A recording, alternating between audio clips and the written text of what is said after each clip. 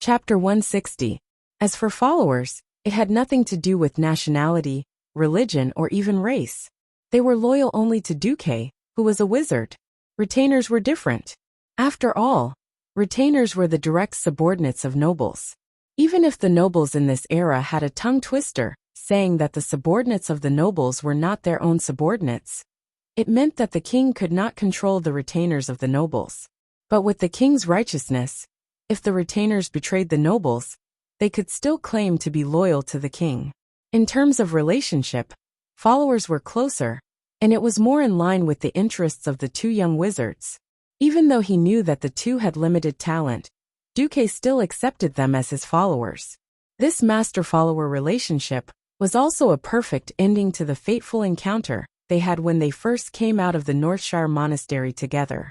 "All right, I'll give you a mission now." After settling the matters in Stormwind City, Duque did not move out that night. He had a good sleep. When Lothar asked him why he was so sure that the orcs would not come tonight, Duque replied, "Because the great chief of the horde is Black Hand." Lothar was perplexed by this. Duke wagged his index finger with a confident look on his face. This was the benefit of being a transmigrator. Only a transmigrator would know how different Black Hand's and the next great chief Orgrim Dimhammer's tactics were. Black Hand was indeed a very outstanding orc leader. His excellence was reflected in his ferocity and bravery. Black Hand, who drank the demon's blood, had the common weakness of most green-skinned orcs, violent and irrational. Other than fighting head-on, there was no other way. Orgrim, on the other hand, did not drink the demon's blood, which made his mind clear. This gave Orgrim a natural advantage when it came to military strategy. He was more intelligent and rational. It was the same for Orgrim in history. As one of the most intelligent orcs, Orgrim had once defeated the entire alliance. If it wasn't for the fact that the orcs had betrayed their teammates, perhaps the horde wouldn't have been defeated during the first incident at the Dark Portal. Duque was so sure that the horde would not be able to move out tonight because of his understanding of Black Hand. At this moment in the tribe's camp, Black's Hand, which had turned slightly carbonized due to the power of chaos, and was extremely tough, punched Orgrim in the face. Even though Orgrim had already tightened his muscles in preparation for a heavy blow, Orgrim's resolute face was still severely deformed for a short period of time. Orgrim's gigantic body was sent flying out of the tent by Black Hand's punch. "You coward! The tribe doesn't need a coward like you," Black Hand roared. "They have a very powerful spellcaster. Where was Gul'dan when we needed spellcasters' support the most? Where are the warlocks of the Shadow Council?" Orgrim roared back. Even though the beastmen were brave and irrational, they still had rules. The mysterious was mysterious, and the warrior was a warrior. Since ancient times, the shamans of the tribe had been the ones to deal with the enemy spellcasters. After the shaman profession withered, it was replaced by the warlock profession. The great tribal chief was speechless for a moment before saying, "Gul'dan has more important things to do, such as repairing the Door of Darkness." This was a sophistry, but it was also a good reason. If the Door of Darkness was repaired, then the tribe would have an endless supply of reinforcements. Even though the warriors left in that destroyed world were not the most elite, there were still many of them. Orgrim shook his head and stood up stubbornly. "Black Hand, tomorrow, give me another 20,000 elites from the Blackrock tribe. If I can't defeat them, you will see my head." All right. Black Hand was prepared to act recklessly. Mirror Lake was located south of Stormwind City. If one went to Stormwind City from Goldflash Town, southeast of Stormwind City, it was easy to see this huge lake on the left side of the main road. Now Mirror Lake had become one of the lifelines of the Beastmen army. It was currently summer, and the heat was scorching the earth, making both sides feel uncomfortable. When there was no battle, the beastmen were happy to enjoy the cool air under the shade of trees. In order to prevent the damned fishmen and nagas who obeyed the humans' orders from running into Mirror Lake, the beastmen had to use thousands of laborers to build a temporary dam. This was to make it the most ideal water source for the beastmen army. Mirror Lake was located at the foot of a small mountain. In order to prevent the humans from poisoning the lake, they only needed to set up enough patrols near the mouth of the spring. From the top of the mountain, They could clearly see all the movements on the outer wall of the human city of Stormwind City. However, early in the morning, an atmospheric circulation that almost surrounded the entire mountain appeared on this average-sized mountain. The constantly rotating circulation formed a storm, forming a wall of air that was nearly 100 meters tall at the peak of the mountain. The patrolling beastmen tried to pass through this invisible wall of air to see what was happening. However, all the beastmen who tried to do so were instantly torn apart by the violent wind. In the next moment, in response to the first rays of dawn, balls of flames, along with the radiance of the sun, began to spread grandly from the top of the mountain to the vast land. At first, every beastman thought it was an illusion, but soon, when the blazing flames landed on the rough and messy roofs of the tribe's barracks, the fire easily spread. Fire! Fire! The sleepy beastmen had just woken up from their dreams when they realized that the entire camp was in a sea of fire. The beastmen were not unprepared for the humans' fire attack. Many beastman officers instructed the stupid beastmen to use sand to extinguish the fire. They also ordered the beastmen to rush to Mirror Lake to fetch water to extinguish the fire. However, the flames in the sky became denser and denser. The ever-increasing fire made the beastmen's efforts to extinguish the fire useless. Most of them held their weapons blankly and ran to the open space, not knowing what to do. Look up the mountain. Finally, some beastmen realized that something was wrong. A majestic figure stood at the highest point of the mountain. Behind him, his cloak fluttered in the wind like a fluttering flag, attracting the attention of all the beastmen. The figure bathed in the morning light was incomparably dazzling. It was as if he was the radiant sun, as if he was the sun of light who dispelled all the darkness on the earth. Under the illumination of the morning light, the silver spell formation hanging in the air beside him had every fine line, and every mysterious rune dyed with a layer of brilliant gold. Countless fireballs shot out from the spell formation, drawing red arcs in the sky that symbolized death and destruction, and fell to the ground in a shocking manner. The endless flames turned the entire land into a sea of fire in the short span of a dozen breaths. Orgrim rushed out of the tent and looked at the mysterious and terrifying figure. He squeezed out a few words through gritted teeth. Duke Marcus. Chapter 161. Of course you have to remember me, because I will become your nightmare. The words spoken by Duke in the orc language were still echoing in Orgrim Dimhammer's ears. It was like mockery, but it was also like a nightmare that he could never escape from. Great Chief Blackhand brought his guards to Orgrim's side and roared. You know that human mage? Of course. It was this Duke Marcus who repelled the surprise attack of my men and me. I had already killed my way to the human chief's throne at that time. Blackhand's face twitched. Of course, he knew that the best way to deal with spellcasters was to find stronger ones. But he had no choice. The orders from the Shadow Council had not been cut off, and he could not even find a single warlock. Grabbing Orgrim's shoulder with one hand, Blackhand pulled Orgrim's body over and roared. Spittle flew all over Orgrim's face as he gave a death order. Now is the time for you to wash away your shame. My adjutant. In order to prevent you from escaping, Deadeye will keep an eye on you. Go. Orgrim's facial muscles twitched as if he was electrocuted. The word shame deeply stimulated Orgrim's nerves. He did not argue. In the eyes of the orcs, failure was failure. There was no way to refute it. The great chief was merciful enough that he did not execute him immediately because of this. Even though he still had the anger of his good friend Durotan's death buried deep in his heart, he knew that this was not the time to challenge Blackhand. Follow me. Orgrim waved his hand, and his elite beastmen charged towards the small hill not far from the Mirror Lake like a murderous flood. Beside the elites of the Blackrock clan led by Orgrim, there was also a fierce army marching side by side with Orgrim's army. It was Kilrog Deadeye's Bloodring clan elites. The Bloodring was once the most powerful clan in the Horde. They still had a shocking number of people and powerful combat power. Unfortunately, they ran into Duque, who didn't have a warlock to suppress him. If they were the evil darkness that drowned the earth, then Duque was the light of dawn that washed away the shadows. In the morning light, Duque's entire body was shining with golden light. Behind him was a Stormwind lion flag. Duque stood at the top of the hill, and looked down at the thousands of orcs who were crawling over like ants. Ha ha ha. Darnielle, help me carry the flag. I want to let these guys know that Stormwind is not to be trifled with. Ha ha ha ha. Duque's maniacal laughter reached the ears of Darnielle, who was responsible for carrying the flag. Unknowingly, Darnielle had also become ambitious. He had often heard about how awesome Duque was, but he had never seen it for himself. He had never felt it so vividly. How many orcs were down there? There should be at least tens of thousands of them.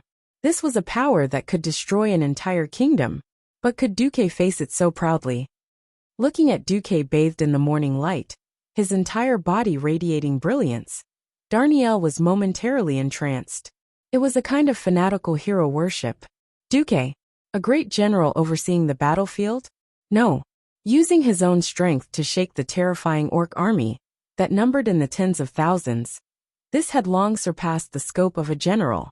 If the simple-minded Darnielle had to think of an adjective, it would be God, the guardian of the entire kingdom.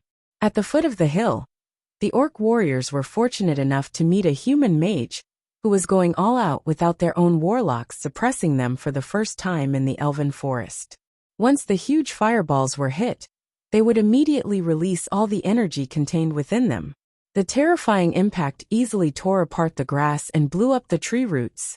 The sputtering flames spread directly to the orc warriors. Fear of fire was the instinct of most creatures. That kind of burning sensation that exceeded the limits of the body wasn't something that every warrior could easily overcome with courage and surmount. 36 huge fire magic formations continuously tilted the water tank-sized fireballs. This was a firestorm that was even more intense than a meteor shower. Many orc warriors were blown into the sky by the fireballs. They fell and howled before being swallowed by the flames. In no time, they became corpses that emitted a disgusting burnt smell. The flames from the explosions continued to shine. Darnielle, who was behind Duque, could not help but narrow his eyes. Not far from his field of vision, even though many orcs were burned alive, more orcs had already entered the final charge. Their line of defense was spread out in an arc, neither too closely packed nor too sparsely spread out as they surrounded Duque. Of course, the 40-degree incline of the mountain path had slightly slowed down their speed. But for orcs who could climb mountains as easily as eating and drinking, this was not too much of a problem. Their advance did not slow down at all. Cover your ears, Duque suddenly said. Darnielle did as he was told. In the next instant, a long river of flames suddenly appeared at the foot of the hill, immediately cutting off the orcs from entering the field. Then there was a series of explosions. Those were the cannonballs that Duque had scattered on the hill in the morning. Because of this, Stormwind's few griffins were exhausted.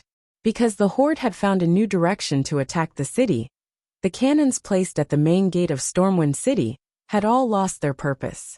With limited transportation, these cannonballs could not be pulled away, so it was better for Duque to play with them. Just as they stepped halfway up the hill, the cannonballs that had been detonated by the fire kept exploding under the orc warriors' feet, creating pillars of fire mixed with mud.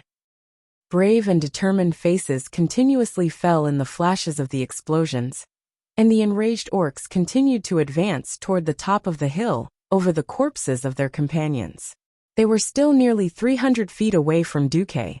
At this distance, the orcs could not do anything to Duque.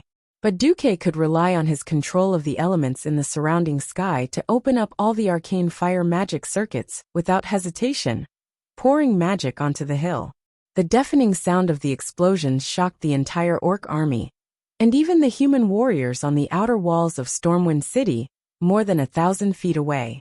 Even if it was the lowest level of fireball, the impact it caused was quite shocking. The exploding fireball almost overturned the ground. On the originally lush hill beside the Mirror Lake, every branch was broken by the blazing heat wave.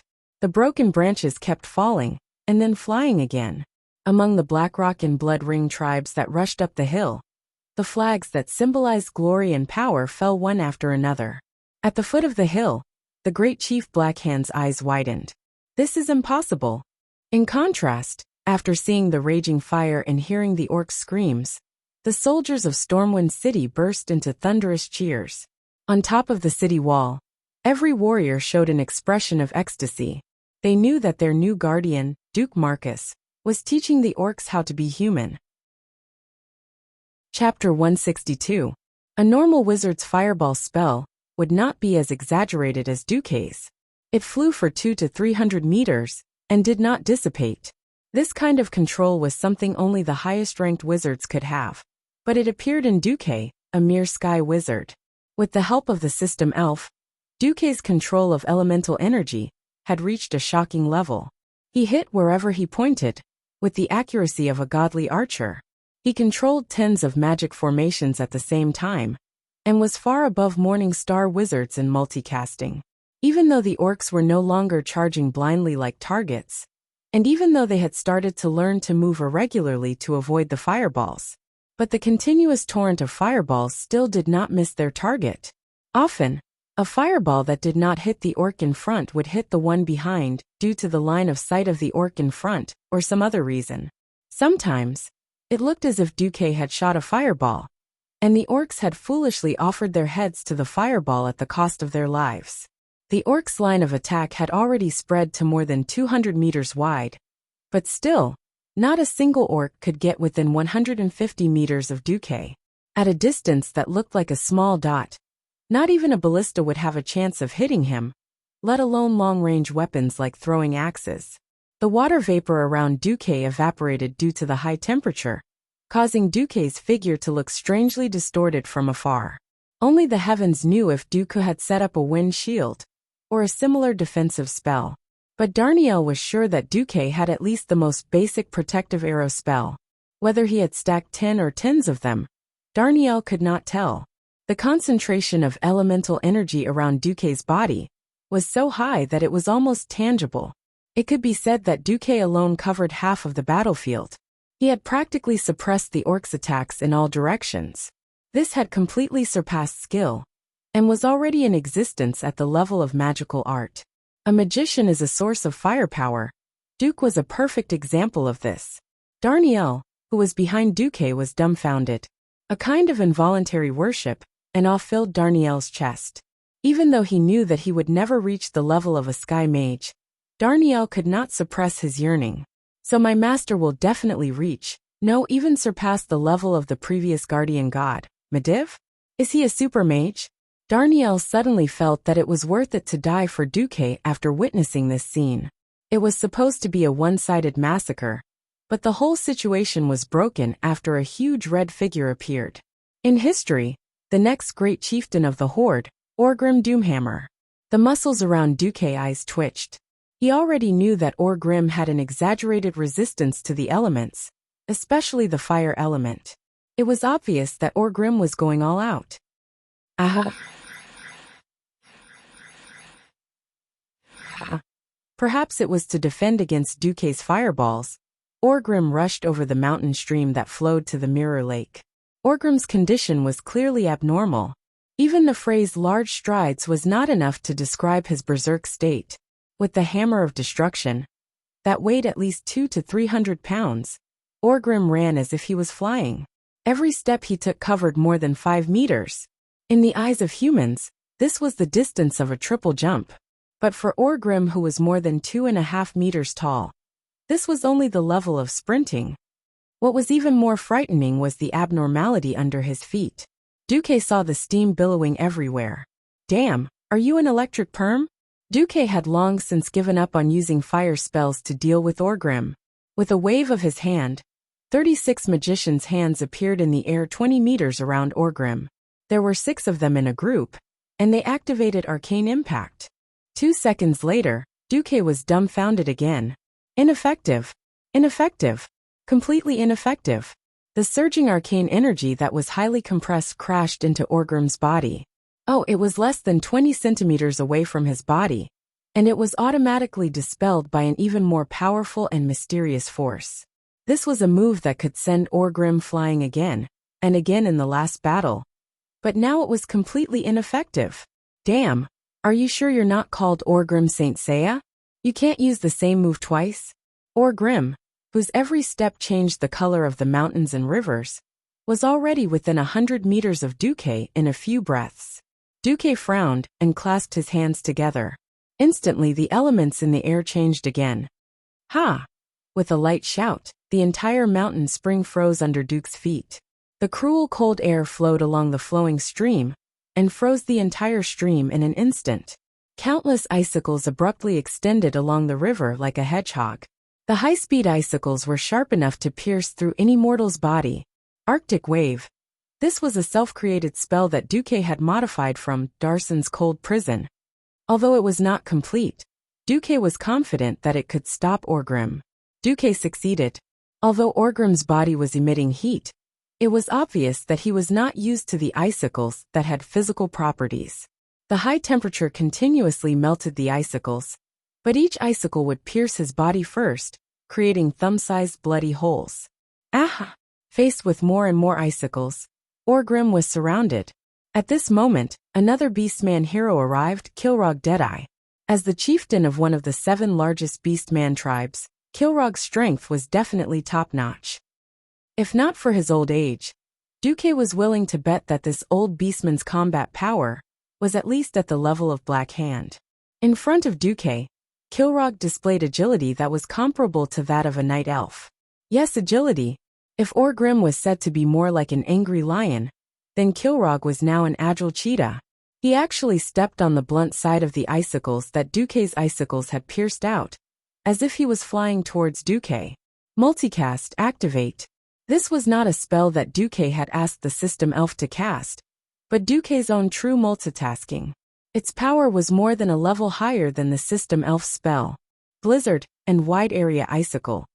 For the first time, Duque showed the world his shocking magic circuit. No matter how agile Kilrog was, he could not be immune to this kind of omnidirectional magic attack. For a moment his figure also froze. Kilrog was so anxious that he croaked. The beastmen behind him still wanted to rush forward, but they were suppressed by the system elf's hand of magic and the magic formation. Chapter 163. Darnielle, who was standing behind Duque, was completely dumbfounded. Every spell Duque used required the full strength of a top-level sky mage, but Duque was using 3 spells at the same time, and all of them were instantaneous spells that ignored incantations. And judging from the status of the 2 orcs, they should be of high status. Boss, who are they? In private, Duque insisted that Darnielle and Itana call him boss. Oh, the chief of a top-level clan and the next chief of a tribe, replied Duque casually. Darnielle's face immediately turned green. Thanks to Garona's dissemination of tribal knowledge to the middle and upper echelons of Stormwind, most of the middle and high-ranking officers, as well as mages like Darnielle of the royal family, knew the general strength of the other side. It was generally accepted that the commanders of human armies could not defeat the chiefs of top-level clans, but could generally fight to a draw with the chiefs of second-rate clans. This was based on the many cases where the human armies were stripped of their numbers. It was simple, they were killed and their flags taken. In the many large-scale battles between Stormwind and the Horde, there were tragic cases where the commanders were killed and their flags taken. Only the publicly acknowledged god of war, Lothar, once killed the chief of a second-rate clan and saved some face. But this did not stop Lang from ordering the retreat of the army. A flag taken by the enemy was a disgrace, and a disgraced flag could not lead the soldiers to victory. This was an ironclad rule left behind by Thoradin the Great. So when he saw Duque single-handedly suppress the 2 famous heroes of the tribe, Darnielle's mouth opened so wide that an egg could be stuffed inside. But good times did not last long, and Duque immediately exclaimed, "Holy shit!" Darnielle did not know what this meant, but he knew that it was definitely not a good thing. Duque had indeed almost died, if not for the system elf constantly scanning the surroundings for him. Why did mages need a large number of followers? The powerful firepower of the mages formed a stark contrast with their weak vitality. If he didn't have a magic shield or an ice shield, even if the weakest militia stabbed him with their pitchforks, Pharaoh would still die. This forced mages to keep their distance when fighting against warriors. It was already very difficult for Duque to deal with 2 chieftain-level heroes. Those 2 superhuman fellows were simply unreasonable. But an even more unreasonable fellow was yet to come. The system elf had given him the highest level of warning. A huge red exclamation mark appeared on Duque's retina, pointing straight to the left side of the mountain. It was a series of footprints that were very, very far away. If it wasn't for the System Elf's special marking, Duque wouldn't have realized that this was a series of footprints made by a single person, because each footprint was at least 10 meters apart. There was no one in his field of vision, but the System Elf used a simple and direct method to outline a sturdy human figure with a red frame. And this figure was approaching Duque at high speed. "Ha!" Duque shouted, and with a wave of his left hand, an ice tornado filled with freezing air suddenly swept towards the seemingly empty space. A burly human figure was forced to appear in the air. An orc sword saint. This was an orc with a crimson flag on his back, a large brown-black strange bead around his neck, a white beard fluttering in the wind, and a long single-edged sword in his hand. Duque recognized who he was at a glance. Samuro. He was an orc born in the Orc Fireblade clan with unparalleled martial arts. In history, he had experienced the First and Second War at the Dark Portal. Samuro was an expert in stealth, and his stealth skills were displayed to the extreme in the Battle of the Elven Forest not long ago. 34 commanders of the Stormwind Kingdom had lost their lives in his hands, including 2 generals and 1 deputy commander. The Fireblade clan was a famous sword saint clan among the orcs, and this clan had given birth to countless sword saints. Unparalleled combat talent, agility, and destructive power were incomparable to ordinary warriors. Almost all orc warriors had an inexplicable admiration for the sword saints. The moment Samuro's figure appeared, the orc army that was still unyielding and trying to get close to Duque let out a thunderous cheer. This cheer seemed to make Kilrog Deadeye lose his composure. With a fierce roar, his body grew by a full 30 centimeters. If Orgrim was said to have transformed into a berserker, then Kilrog was said to have increased his speed and magic resistance. The effect of the freezing air from the blizzard had on him was reduced by 70% in an instant. Samuro's figure disappeared into the air again. Without a doubt, he must have activated the invisibility effect of Gale Step and pounced towards Duque. In an instant, the famous heroes of the 3 tribes charged over together. "Boss!" Darnielle called out in a questioning tone. In the plan that had been set before, Duque was to run after setting the fire. But when to run was still Duque's call. Duque knew very well that in a one-on-one situation, he would be at an absolute disadvantage against any one of the 3 horde heroes. Duque couldn't understand the physique of the orc hero that could increase his magic resistance, no matter how hard he scratched his head. Was this the 20% mutation in the world that didn't match Duque's impression? Or was it the level suppression brought by the orc hero? This was a very serious question. It was related to whether Duque would take a detour when he saw the horde heroes in the future, or find a way to kill them directly. Heroes couldn't be replicated. Heroes with leadership abilities were even fewer if they were killed. At this point in time, before the appearance of the first-generation paladin, the humans really only had one Anduin Lothar to support the horde, which was full of fierce warriors. In fact, before Bolvar for Dragon became a paladin, Bolvar's strength was only second-rate. If possible, Duque still wanted to see if he could kill 1 or 2 horde heroes. At the very least, he wanted to find out if their abilities were different from what he remembered. Duke stretched out both of his hands, as though he was pushing open an abnormally heavy door. When he completely opened his hands, his entire body spread out, and an incomparably huge cover, with a blizzard constantly revolving around it, appeared impressively on the entire mountain top. When a mage's ice barrier was expanded 100 times with the support of unimaginable magic power, what would it look like? The answer was the ice barrier, in front of him. An enemy that entered the barrier would be affected by a certain speed reduction effect, and a certain chance of being frozen into ice.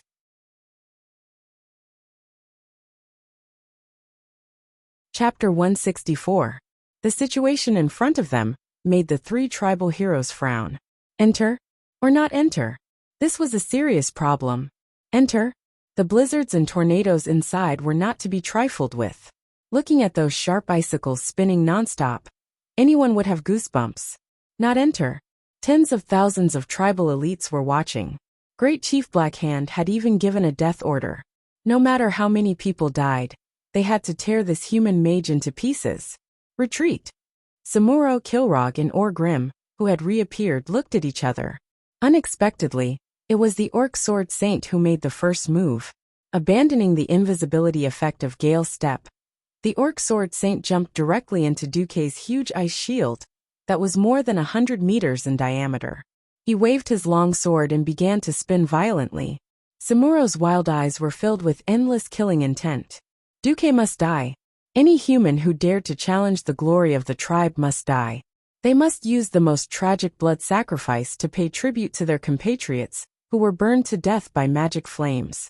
The sword flashes were dazzling. The unparalleled spinning sword flashes were like a whirlwind, turning into a storm in a very short time. It was a tornado made of sword energy. The damage of the terrifying sword flashes even exceeded the reach of swords and knives, forming a sword energy that continuously cut at Duque's shield. Darnielle held the flag behind Duque in shock and muttered to himself, "What skill is this?" Bladestorm, the signature skill of the Fireblade clan Sword Saint. Duque sneered. Duque could almost close his eyes and write down the Sword Saint's combat skills. "If this is all you have, then go to hell." Yes, Duque had his eyes on Samuro. Unlike Kilrog and Orgrim, who had powerful physiques, Samuro was indeed powerful. The biggest difference was that Samuro was an assassin, while those two cockroach-like fellows were warriors. From a certain point of view, the Sword Saint was similar to a mage. They both had the strongest attack and destructive power, but their bodies were extremely weak. No, the Sword Saint was even more extreme. After increasing his speed and attack power, the Sword Saint only had mirror image as a life-saving skill. He relied on the mini doppelgangers to confuse the enemy. Duque was least afraid of mirror images. With the system elf scan, Duque would always be able to tell which was the real body and which was the original in the shortest amount of time. Of course, Duque had a simpler and more violent method. In the next second, he abruptly raised his left hand high up. After his left hand snapped his fingers in an extremely pretentious manner, his left hand suddenly swung down to the left. This was a new move that was created by combining Dasong's Freezing Hell and Ice Ring, Rapid Avalanche. With a wave of his arm, the entire area within the ice barrier, apart from Duque, Darnielle, and the area 10 meters in diameter behind them, was instantly frozen. In the beginning, Sacred Sword Master Samuro wanted to rely on his high-speed rotation to withstand the cold air. However, he immediately discovered that his rotation was becoming slower and slower, and his movements were becoming more and more sluggish. He was like a spinning top that was about to lose all its kinetic energy. Not good. For a moment, Duque almost thought that he could kill Samuro in a second. When Duque opened his right hand and made a clenching gesture, he was about to use a giant ice hand that appeared out of nowhere to grab Samuro and crush him to death. That was when Orgrim made his move. The giant square-headed hammer, Hammer of Destruction, came crashing down, and a crack in the lava that could be seen with the naked eye blasted through Duque's ice barrier. Coincidentally, it allowed the violent heat to enter Samuro's blade storm that was about to stop in the next second. After the high temperature was transmitted, Samuro suddenly had enough energy to resist Duque's cold air. The blade storm that had almost stopped once again displayed its shocking destructive power. The high-speed rotating blades brought with them an extremely high temperature that was enough to evaporate all the water in the surrounding air. They actually ate away at least a quarter of Duque's barrier in an instant. Duque's face darkened. I knew that Hammer of Destruction wasn't some blue-quality item that was sold at a roadside stall. Duque cursed. As Orgrim's famous weapon, Hammer of Destruction was never a nameless weapon.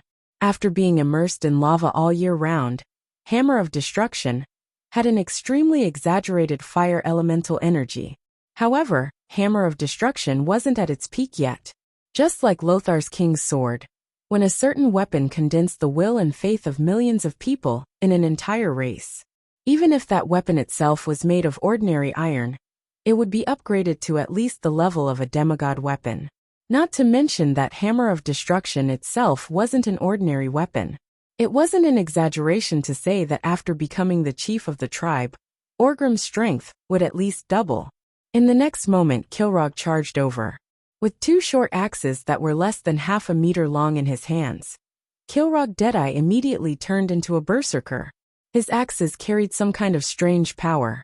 Every time he swung them at high speed, they could actually reduce the frost aura in Duque's barrier at a high speed.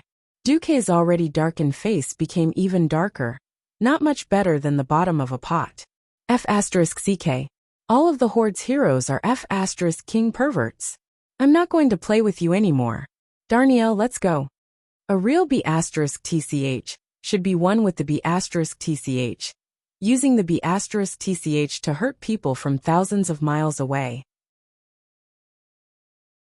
When the three Horde heroes revealed their trump cards, Duque immediately realized that this was only part of their trump cards. It was still too early for him to kill them. That was why Duque ran away without saying a word. He grabbed Darnielle and retreated, because they were looking up from the mountainside. The three Horde heroes were shocked to find that Duque had actually hidden a griffin not far behind him. He had no intention of fighting to the death with the Horde heroes. Duque turned around and rode on the griffin behind him. The griffin did not understand why Duque suddenly wanted to leave when he was in the middle of a good fight. However, it was well trained. After sensing the movement of its temporary master, the griffin let out a long cry of dissatisfaction and flew up. Duke Marcus, if you're still a man, come down and fight me one-on-one. Seeing that Duque wanted to run, Orgrim was almost driven mad. He could not imagine why this seemingly powerful human mage would have the idea of running away. Didn't he already suppress all three of them? Orgrim, if you're still a man, come to Storm Fort and fight me one-on-one in front of 100,000 human soldiers. A bunch of Horde heroes coming at me together. And you still have the nerve to say one-on-one? Pfft. The griffin climbed very quickly. In the blink of an eye, Duque had risen to a height of 30 meters. Being countered by Duque's orc language, Orgrim was speechless. Duque was right. All three of them were famous heroes in the Horde.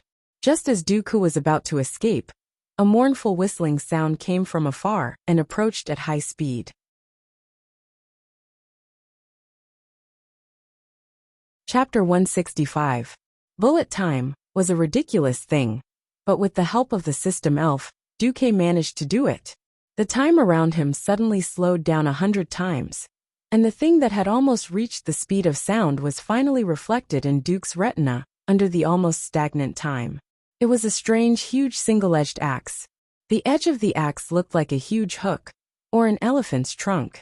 There were not many axes like this in the world of Azeroth, but they were definitely not few either. Considering that the person who threw the axe was at least 100 meters away from Duque, it was impossible for someone to throw an axe like this from 100 meters away. And from 100 meters away, he was able to throw an axe in such an inhumane manner. When he threw it, it let out a terrifying shriek that could shatter one's soul, as well as a terrifying power that could split the heavens and split the earth. There was only one name for this axe: Bloodhowl. An ordinary axe was obviously not worth Duque's surprise. This Bloodhowl was the most important part of its owner's reputation. Grom Hellhowl. Even though Duque was a human and was destined to join the Alliance in the future, he could not help but respect this hero of the Horde. Looking in the direction where the axe was thrown, with the help of the system, a burly figure was marked out by a red border. As a veteran player, Duque recognized Grom at a glance. He had braided hair, which was rare among orcs. His black hair was parted in the middle, and he had a ferocious trapezoidal face. He also had a shoulder guard on his right shoulder, and a belt with a skull pattern across his chest. His brown body was covered with muscles that contained an unimaginable explosive power. He even maintained the gesture of throwing the axe. Grom Hellhowl was famous because he was the first orc to be bewitched by Gul'dan and drink the blood of the Abyssal Lord Manoroth. This caused the dark brown orc's skin to turn green, and they gained the power to invade the world of Azeroth. As the chief of the Warsong tribe, one of the most powerful orc clans, Grom's strength was definitely top-notch. In the second battle of the Dark Portal in history, the Axe of Grom, who was responsible for guarding the dark portal, was stained with the blood of human warriors. He had killed as many as 48 famous and powerful knights. His greatest achievement in history was when he sacrificed himself and cooperated with Thrall to kill the Lord of the Abyss, Manoroth, who had harmed the orcs. Duque had never imagined that Grom Hellscream, who hadn't participated in the first battle at the Dark Portal, would actually come to ambush him. History had once again reached a turning point. At this moment, Duque felt as if his spiritual sea had frozen. Seeing something didn't mean you could do it. Duque's scalp went numb. From bullet time, which had slowed down the flow of time, he saw the starting point of the axe, and the ending point of the axe, his back. However, there was no way for Duque to dodge this sure-kill attack. Speed up, deceleration, left and right dodging, block. In that instant, the system genie helped Duque simulate what would happen next thousands of times in his mind. But Duque couldn't escape even once. This had nothing to do with technique. This was an attack that had completely surpassed the boundaries of martial arts, physics, and science. It felt as if this was the kind of attack that was guaranteed to hit, and the process of making up for the hit itself was a completely unreasonable attack that went against the laws of karma. Lothar was the king's sword that had gathered the will and faith of humans for more than 1,000 years.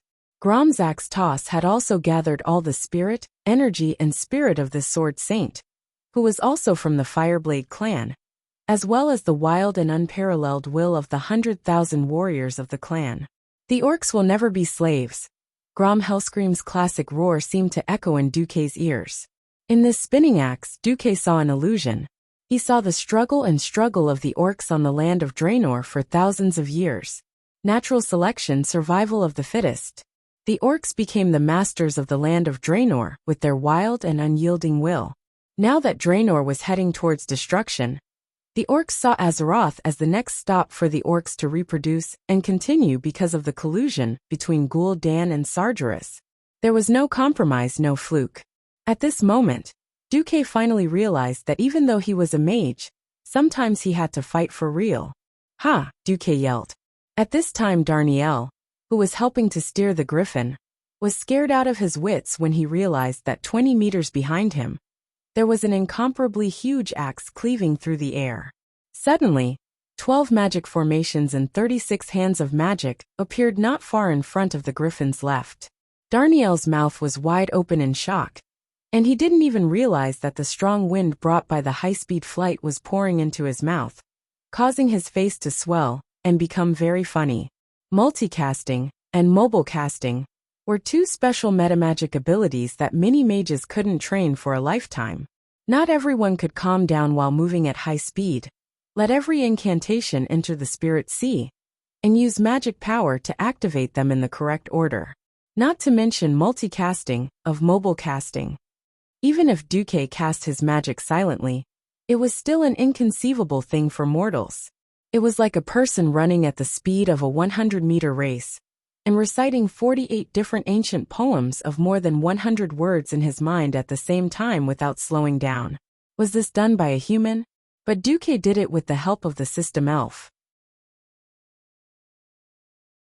Not only Darnielle, but Orgrim, Kilrog, and Samuro, who were watching Grom Hellroar nervously from below, as well as the great chief Blackhand not far away, and thousands of orcs all witnessed this spectacle. The gorgeous formation that suddenly appeared in the sky was like a miracle depicted in epics. Arcane impact fell with a loud bang. It wasn't the messy kind of torrential rain, but a kind of strange rhythm, a very regular and accurate shot. Bang! Bang! Bang! Bang! In a very short time, dozens of arcane impact spells fell on the spinning axe blade, each strike less than 1/50th of a second apart. But each strike hit the same position on the left of the spinning axe blade that was constantly changing position in the air. From left to right, the arcane impact on the 12 magic formations blasted out, and the 36 hands of magic also blasted out arcane bullets. Unknowingly, the great bloodroar had been led astray.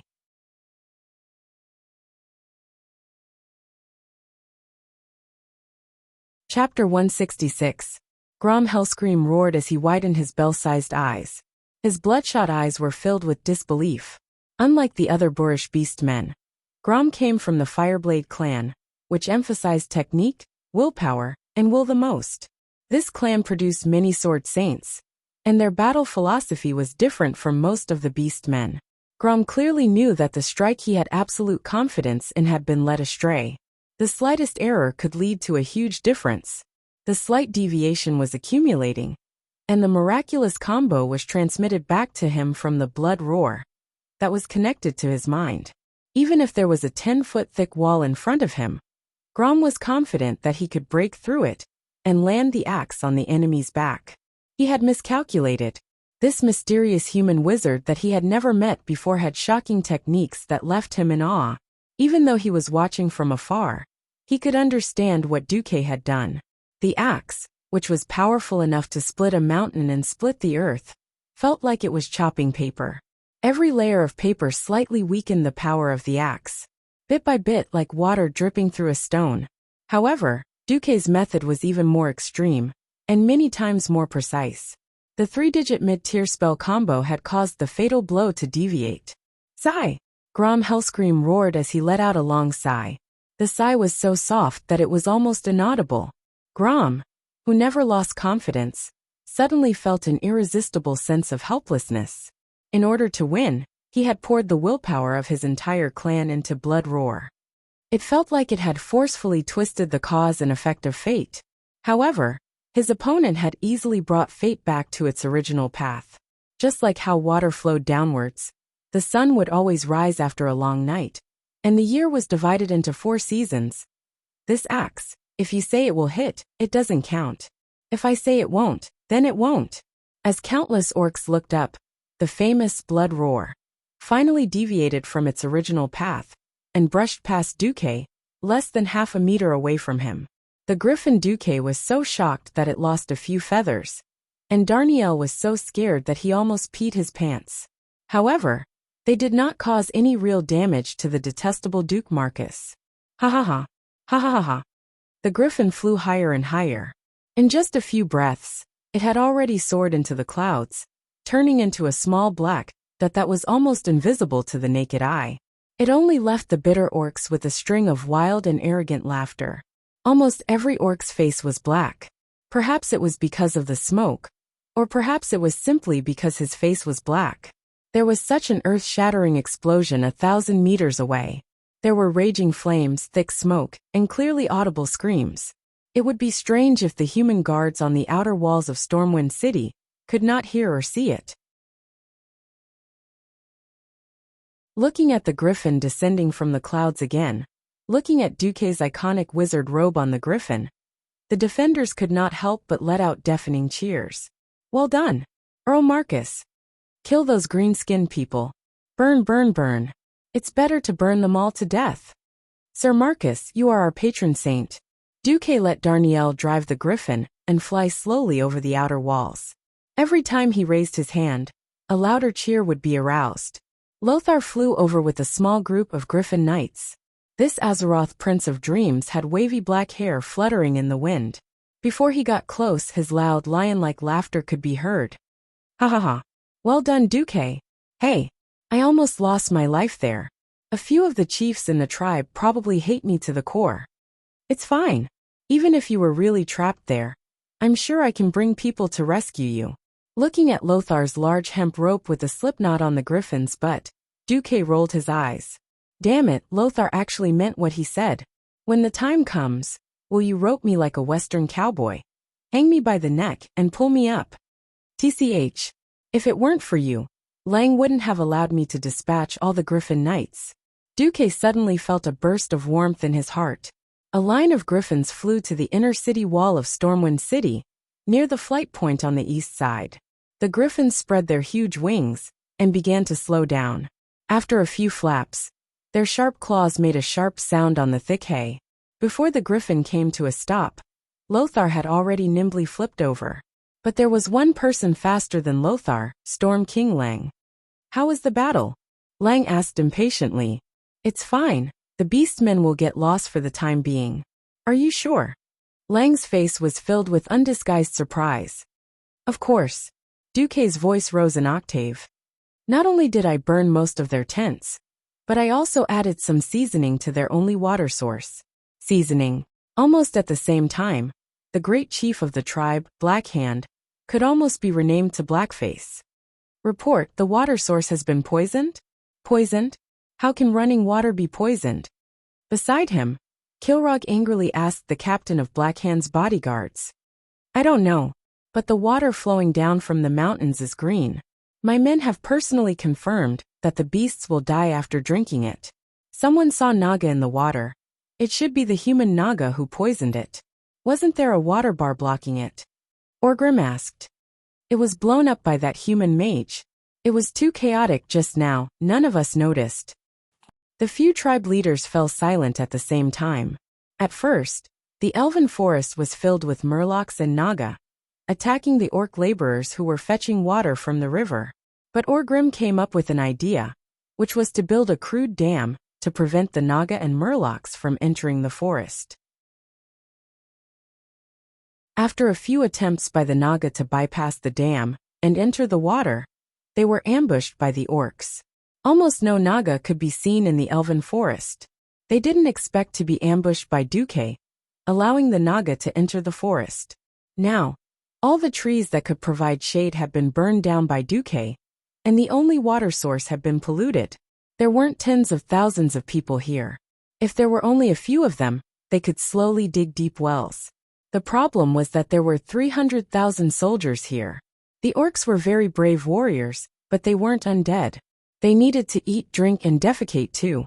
Without water, this was definitely a very serious problem. Black Hand was very violent, but he hadn't completely lost his mind.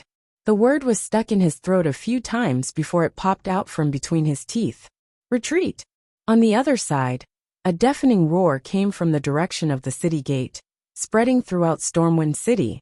Every soldier in the city raised their heads in confusion, looking at the outer city wall in confusion. Not long after, a messenger immediately shouted as he galloped on his horse. Victory! Victory! Sky Mage Earl Duke Marcus ambushed the orc camp, burning over 10,000 orcs to death. Now the orcs are retreating from the south gate.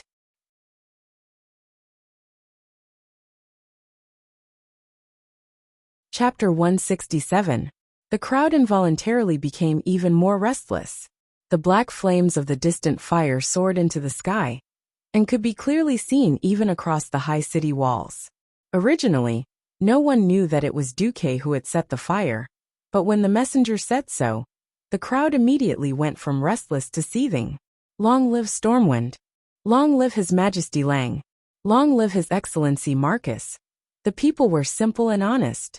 Whoever could bring them a safe and happy life would be their god in heaven. Since the start of the War of the Dark Portal, the kingdom had been retreating on all fronts. The Red Ridge Mountain had fallen. Half of the Twilight Forest had fallen. Not long ago, the Elven Forest, the core area that the kingdom was most proud of, had fallen into the hands of the cruel and terrifying beastmen. The most unbearable thing was that the green-skinned devils had invaded the city yesterday. The people were in a state of panic, and they unknowingly lost their trust in the king, and even the kingdom.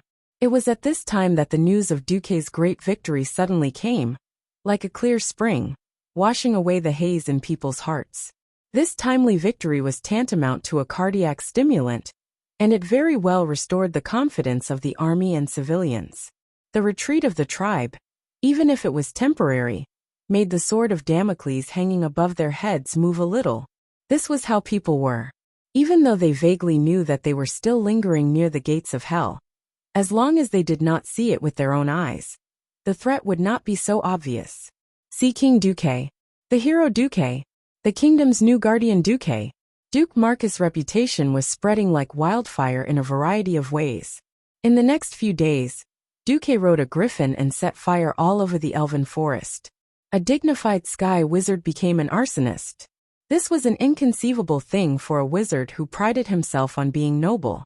There were voices of opposition, but in the face of the amazing results, such voices quickly disappeared without a trace. Firstly, Duque had the absolute support of the king. Secondly, the talents of the royal family's wizard corps had withered.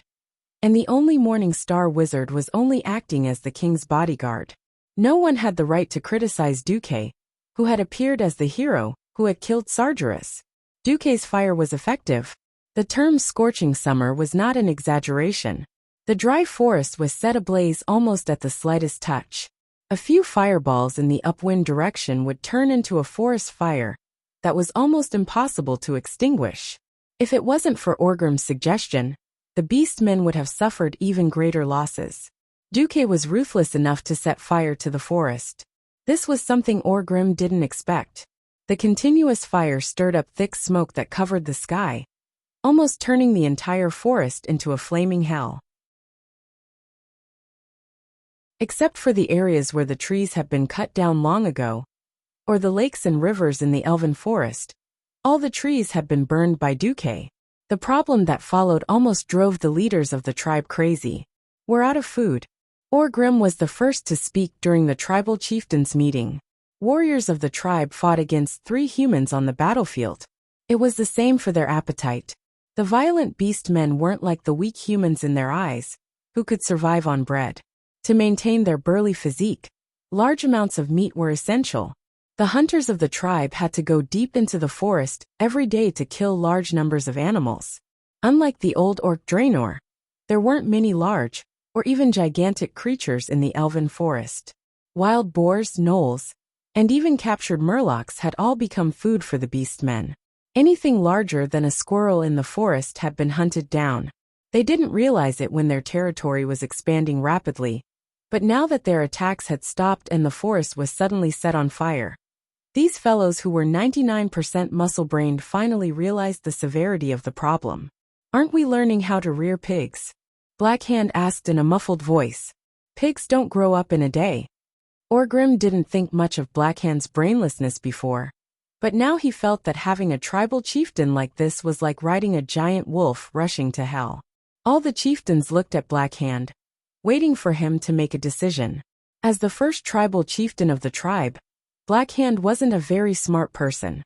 Or rather, Gul'dan had purposely chosen Blackhand to make it easier for him to control him. Similarly, in the tribe, it was usually the bravest and most capable of fighting who became the chieftain, and the smartest ones were mostly the shamans in the tribe. But now, the shaman profession was on the decline, and the warlocks that replaced it were mysterious and sneaky. Recently, all the warlocks in the Shadow Council had disappeared. Blackhand really couldn't come up with a plan if he suddenly asked him to. Unwittingly, Blackhand turned to look at his most trusted aide, Orgrim Doomhammer. At that moment, the anger in Orgrim's heart burned 1,000 times stronger. He had had enough. He had had enough of this Shadow Council chief who killed his good friend, Durotan, and his wife. He had had enough of this reckless chief who didn't care about the lives of the tribe's warriors. He had had enough of this brainless and irresponsible Blackhand. Orgrim made up his mind. After the Horde survived this crisis, he would follow the tradition of the other clans and challenge the great chief Blackhand for the position of chief, Makara. He would kill this puppet of the Shadow Council in a duel, and then take care of the Shadow Council. But Duque's ruthless and effective magic attacks left a deep impression on Orgrim. Only a mystic could deal with a mystic. Should he kill Gul'dan and his warlocks? For the first time, Orgrim hesitated. But he had to solve the crisis in front of him first. Orgrim pointed to the north on the military map he got from the humans. "We don't need so many warriors to take down this small Stormwind city. Chieftain, I suggest we split up. In this place called Iron Furnace Castle, there is another kind of weak and short humanoid creatures called dwarves. Since the tribe wants to be the master of this land, we shouldn't let any of the other powers go." Blackhand and the other tribal chieftains' eyes lit up. When they first arrived at Azeroth, the tribe was completely clueless. They didn't know where they were, how many enemies they had, or where they were. Even though Gul'dan emphasized the weakness of the enemies, and in reality, these weak enemies were no match for them. But the tribe was still in a state of ignorance about where to attack, and how many people to send. After killing a lot of humans, and seizing the maps, the chieftains finally learned more information. Now Orgrim's suggestion had undoubtedly pointed them in a brighter direction.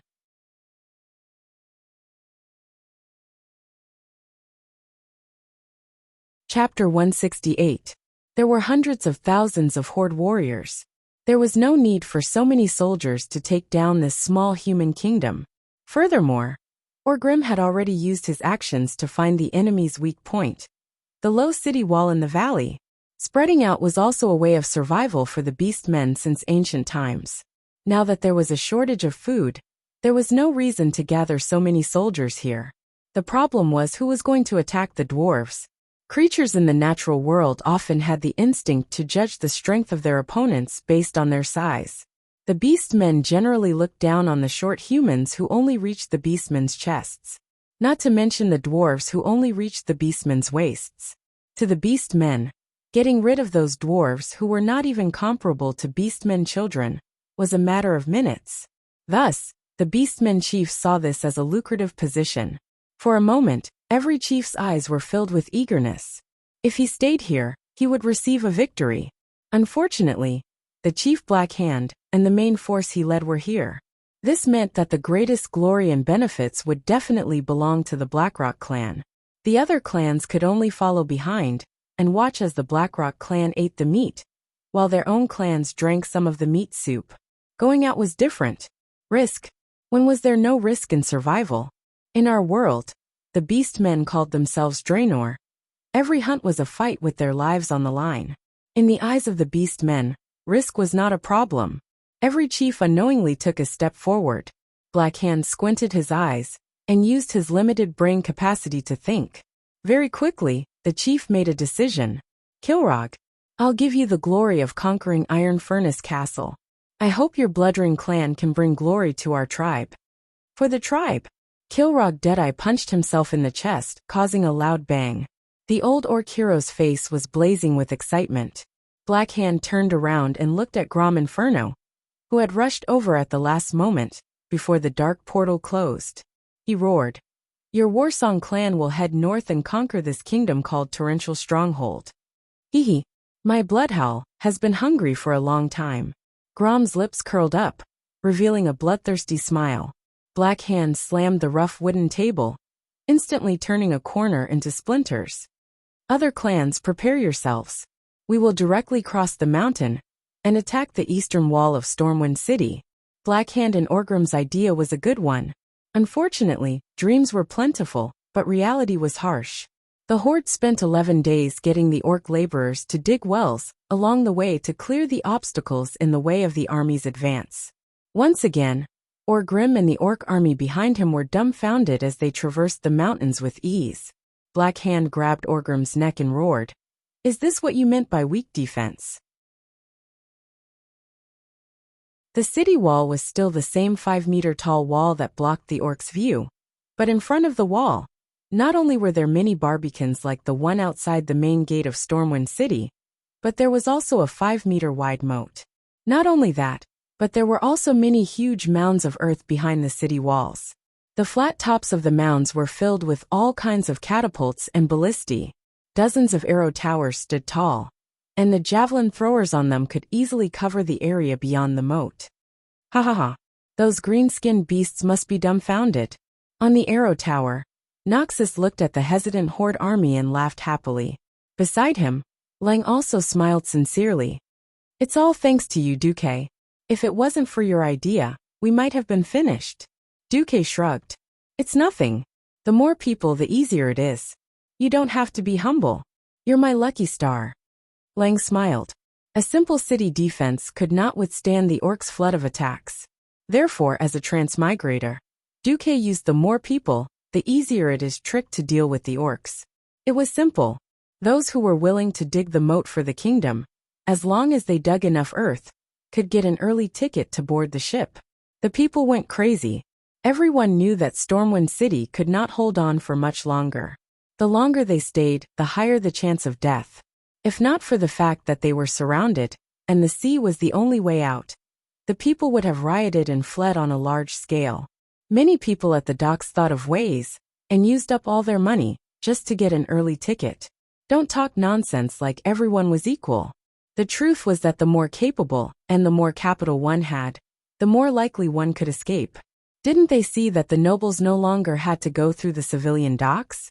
They could just board the new ships of the Stormwind Navy at the military port and easily escape from this desperate Stormwind city. But now, Duque's policy gave these pessimistic people new hope. As long as they worked hard, they could save themselves and their friends in advance. The conditions were not harsh. The laborers dug under the cover of the Stormwind soldiers who were ready for battle. Digging 20 standard carriages of earth could be exchanged for a ticket. A strong worker who spared no effort to work for a day or two could basically guarantee 3 to 4 tickets on the ship. Just like that, Duke did not even need to pay. With safety as a bargaining chip, he easily added hundreds of barbicans of various sizes around the eastern and northern walls of Stormwind City. Then he built a sluice gate and connected it to the canals within Stormwind City, creating a moat on the outermost perimeter of the outer walls. Although everything looked so rough and full of flaws, it was many times better than the original 5-meter-tall city wall.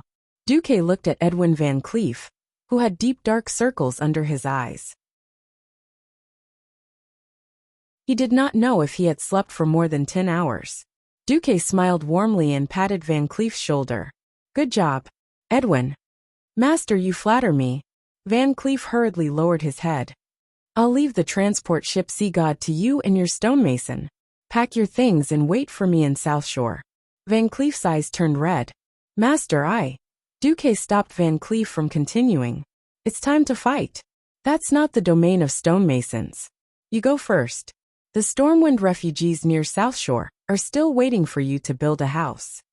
After hesitating for half a second, Van Cleef looked up. "But I'm a man too. I can fight too." Duque snickered. "How many orcs can you fight? If you want to act cool in front of Anduin Lothar, you should at least become a professional, right?" I. Van Cleef's eyes were red and filled with tears. "Go, your lovely Vanessa is waiting for you." Duque's words struck the softest part of the heart of this tragic hero, who had risen up for the stonemasons. He suddenly knelt on one knee. "Thank you, master."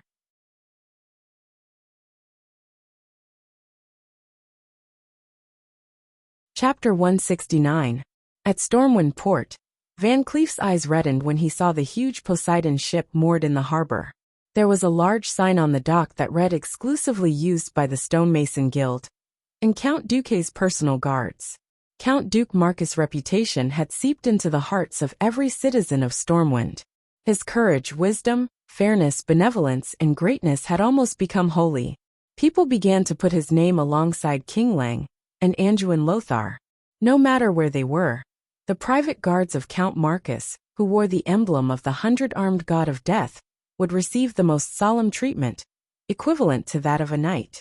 All the chaotic scenes would become orderly after the arrival of Duque's private guards. This was prestige.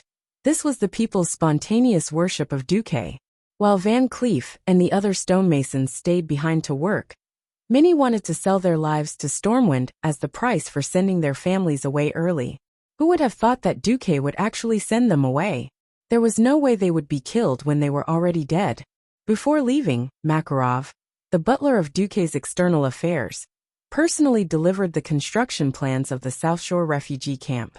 This made it clear to Van Cleef and his brothers that there were still many areas where they could be of use. "Here is the money needed to build the houses." Makarov's men carried over 50 chests of gold coins. "If this is not enough, you can also use your signature to withdraw up to 300,000 gold coins from the Sea King Merchant Guild branch in Kurtiras and Menethil Port." "Master, does he trust me that much?" Makarov smiled. "Master Marcus said that he saw your eyes, and they told him that you are the kind of person who will do anything for the people, for your brothers, even sacrificing yourself. He believes in your character." 2 streams of tears flowed down his cheeks, and Van Cleef wailed like a child. Makarov patted Van Cleef's shoulder. "Do well. Master said that the rebuilding of New Stormwind will depend on you." Van Cleef looked up in a daze. "Will we retake Stormwind?" "I will, because Master himself said, Stormwind City will be destroyed, but Stormwind City is destined to be reborn. Master Duke Marcus is synonymous with miracles. If he can't do it, who can?" "That's right. If Duque couldn't do it, who could?" At the age of 14, he declared that he had surpassed the world guardian Mediv at that time.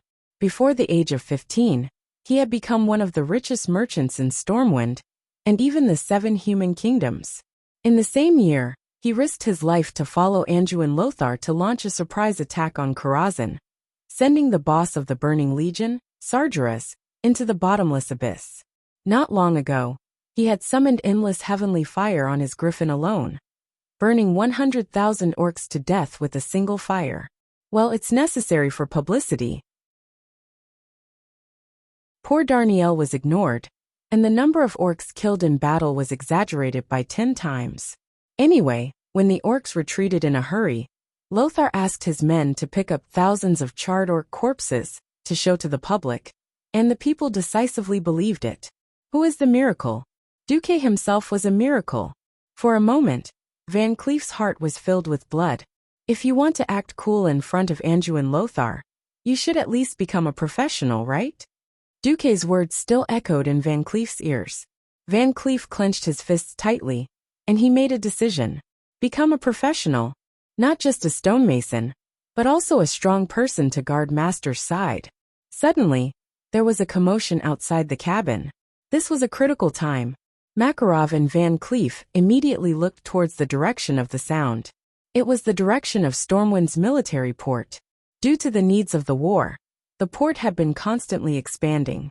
The northernmost berthing of the civilian port was already very close to the military port, so they could clearly see what was happening at the military port dozens of meters away. All of you get off the ship. There's no extra space on the ship for filthy people like you. Seeing the filthy people that the noble was talking about, Makarov and Van Cleef's eyes widened. Those were the Navy of Stormwind. Why were the owners of the ship being chased off? This is the Royal Navy's ship. The first mate on the ship waved his fist angrily. Not for now. The noble with the Count's medal arrogantly raised his hand, and immediately a person who looked like a butler walked forward. Makarov recognized him. He was Count Christian Ferens, whom Windsor had rescued from Karazhan a while ago. F***ck. He really F***king saved a scourge back. And he actually treated these scum like they were his king. At this moment, Makarov was cursing Windsor in his heart for being so meddlesome. Summon the Imperial Order of King Langren. From the 8th of this month, Jacob is responsible for transporting Duke Ferens and his personal belongings to South Shore. There was nothing wrong with the order itself.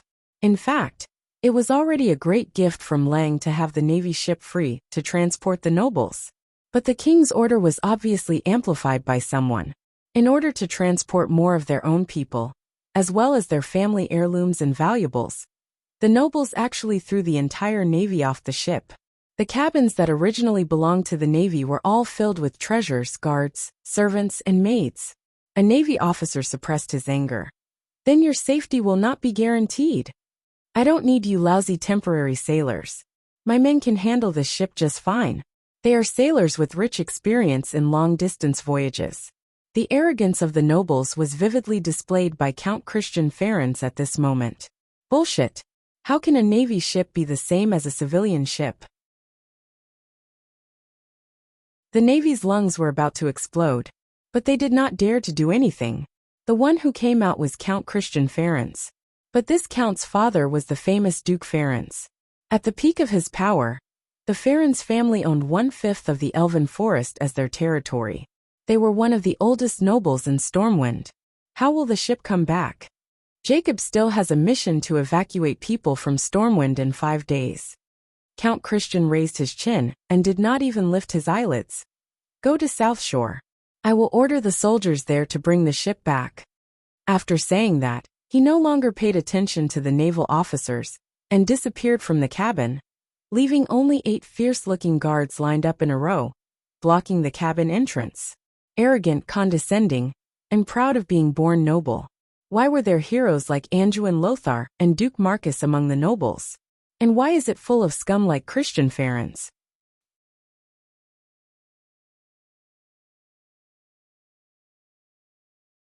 Chapter 170. Although Edwin Van Cleef was young, and had not yet crossed the line between youth and middle age of 30, as a steward of the Masons' Guild, his soul had suffered setbacks countless times, over and over again. This was not the first time Edwin had tasted the arrogance and stinginess of the nobles. Perhaps he had spent a lot of money on a priceless stone sculpture, but refused to pay the rest because a butler said, "His lordship does not like it." In reality, the rest of the money was pocketed by someone, and the stonemason who had paid for the expensive materials fell into bankruptcy. When a request from the nobles came again, there was no way to refuse. Work or be persecuted to death. King Lang was wise and great. He was like the sun, giving light to the people. But there were places in the world where the sun could not shine, and the golden signboard of the nobles was the perfect prop. The nobles could wantonly exploit the people of the lower classes without paying any price. Edwin's extremely sensitive ears could still hear the voice coming from behind him. "All citizens with valid tickets, listen up. Everyone is only allowed to bring no more than 10 pounds of personal belongings. Do not worry. Everyone will be given enough bread and water every day from the time the ship sets sail to South Shore. In addition, the king has already prepared enough food for everyone in South Shore who did not have some beloved items. Limiting the amount of belongings they could bring was a helpless measure to transport more citizens." Everyone understood and understood. In this chaotic time of war, everyone was already very grateful to Duque and King Lang for such an excellent escape plan in the face of the crazy orcs. But when Edwin saw the personal belongings of the Navy officers being thrown out of the hold like trash, just to accommodate the hound favored by the nobles, when he saw that only the beautiful maids who were willing to be toyed with by the nobles could board the ship, and the old maids were heartlessly abandoned, crying their hearts out on the dock, Edwin Van Cleef still clenched his fists tightly, not even noticing that his nails dug deep into his palms and bled. The nobles were almost the masters of fate. Edwin had been pushed into the abyss of despair time and time again, under the unreasonable manipulation of fate. That was until he met Duke Marcus, the miracle child who rose to the top of the kingdom's hierarchy with his astonishing talent, courage, and wisdom. He saw another clean stream in the kingdom other than Anduin Lothar. Unlike Lothar, he could be of use under Duque, and unknowingly, he had greater hopes for Duque. Would Duque finally grasp the power of Stormwind and sweep away the filthy aristocratic wind? He shouldn't be fantasizing, but Edwin couldn't help but wonder what would happen if Duque was in a high position. Edwin was still too young.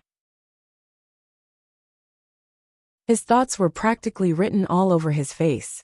Among Duque's subordinates, Makarov was never a talented fighter. However, as the leader of the mercenaries, the oldest Makarov had the most experience in dealing with people and observing their body language. Makarov saw through Edwin's thoughts in an instant.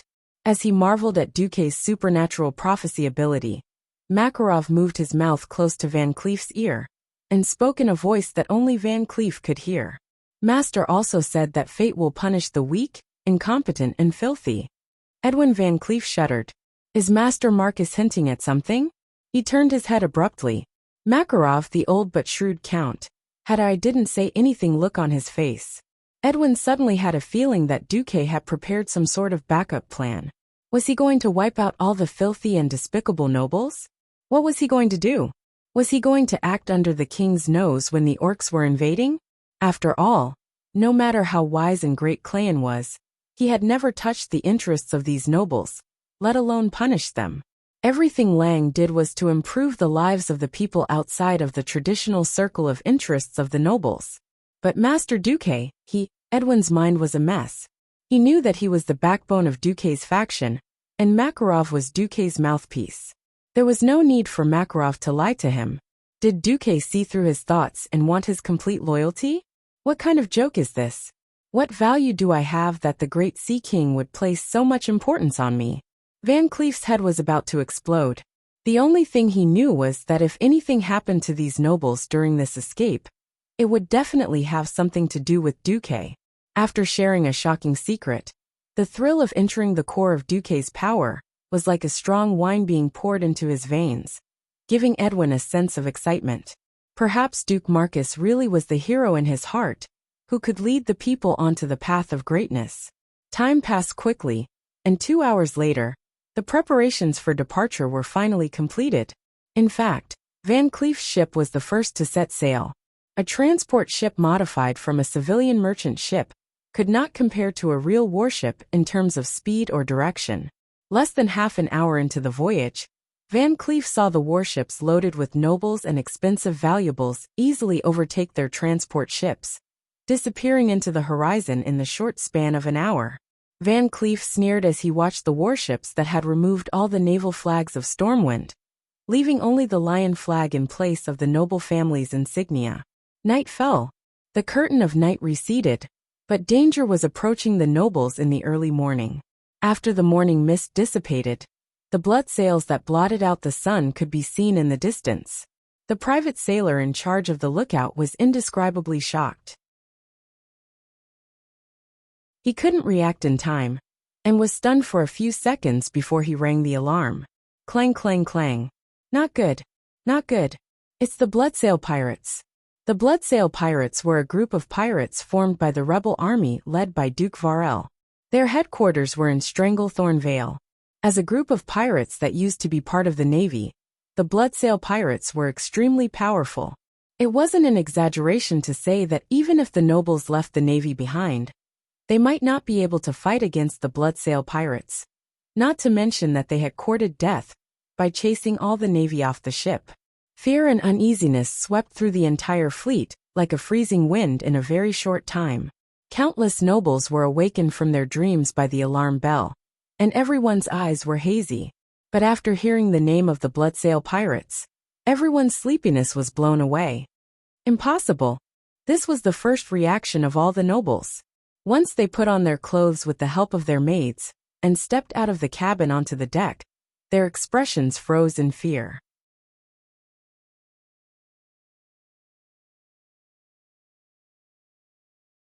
Chapter 171. Impossible? This was the first reaction of the nobles. Oh no, this was their next thought. The long period of peace at sea had numbed them. They had even forgotten that there was such a thing as pirates. There were no pirates in Stormwind before because they were too poor. There were not many ships that occasionally arrived at Stormwind City. That kind of wealth could not attract large-scale pirates. What else was left in Stormwind City? What could a dozen fishing boats, which were not much bigger than a sampan, bring?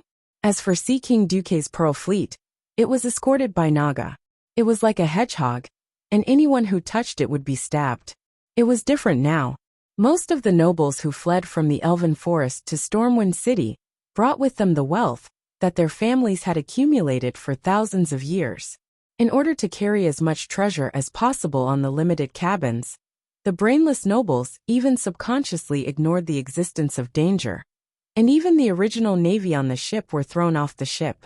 In order to escape from Stormwind City as soon as possible, they did not even wait for the slow civilian transport ships. Otherwise, they could at least use them as bait to delay the Bloodsail Pirates. If this was on land, the nobles could more or less resist with their strong guards. Unfortunately, this was the sea.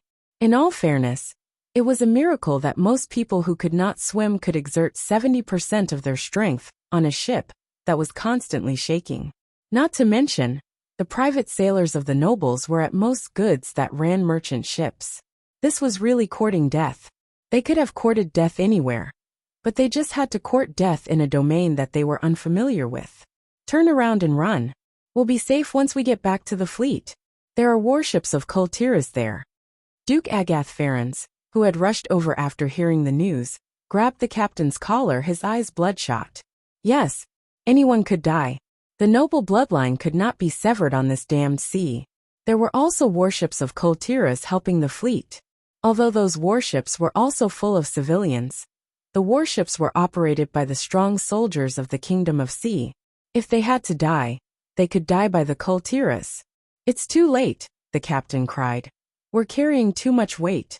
We're already overloaded, we can't run fast. Turn around and run. Throw away the things. Throw away the heaviest gold. Only by staying alive could the clan continue. What's the use of gold if I'm dead? The old duke's silver hair and beard danced wildly in the wind, his crimson eyes showing a rare sense of rationality amidst the fear. As the sails changed direction, more than 10 huge Stormwind warships began to draw huge arcs of white waves on the surface of the sea. Unfortunately, because there was no unified command, some of them had full rudders on the left, while others had full rudders on the right. The direct result was that the two ships almost collided head-on. Both sides were flustered, and managed to avoid the worst situation of the bow collision at the last moment. Even so, the collision of the sides and the decorations on the sides of the two ships that brushed past each other scared the wits out of them. For a time, the scene was extremely chaotic. Trash! In the distant flagship of the Bloodsail pirates, a voice rang out. Brigadier General Lester Zank flashed a contemptuous smile. But when he saw the nobles starting to let their men drop a large number of heavy boxes to lighten the ship's load, he had a bad feeling. When he saw the golden light emitting from a box that disintegrated in mid-air, his bad premonition was confirmed. Lester could not help but curse. Gold. It's all King gold. You bunch of noble scum think you can run away just by throwing away the weights? Idiot, I don't want the ransom. I'll spend 3 days and 3 nights roasting the guy who came up with this rotten idea into charcoal. Lester almost fell into madness from anger. This was the King deep sea. Precious metals thrown into the sea could only sink to unreachable depths, or become food for the fishes. How am I supposed to fish them out? Fire! Fire the bow cannon! Lester yelled at the top of his lungs. The first mate was dumbfounded. Brigadier General Zank, we haven't entered the effective firing range yet. If we just use the bow cannon. Idiot! Do you still expect that bunch of lousy land nobles to fight us in a gorgeous naval battle like Kul Tiras? I'm going to destroy their stupid idea of escaping. As the command flag fell, a dozen or so unglamorous parabolas set up a battle bridge in the faint light of dawn and began to erode the little courage of the nobles. The cannonballs, which were not intended to hit, landed near the noble fleet with ridiculously poor crosshairs, stirring up a huge column of water and creating a faint rainbow that surrounded the noble warships. From the nobles' point of view, this was already an overwhelming bombardment that was like a torrential rain. Then, something called probability theory, which was actually called metaphysics, came into play in the dark. In this era, the hit rate of long-range bombardment was extremely low.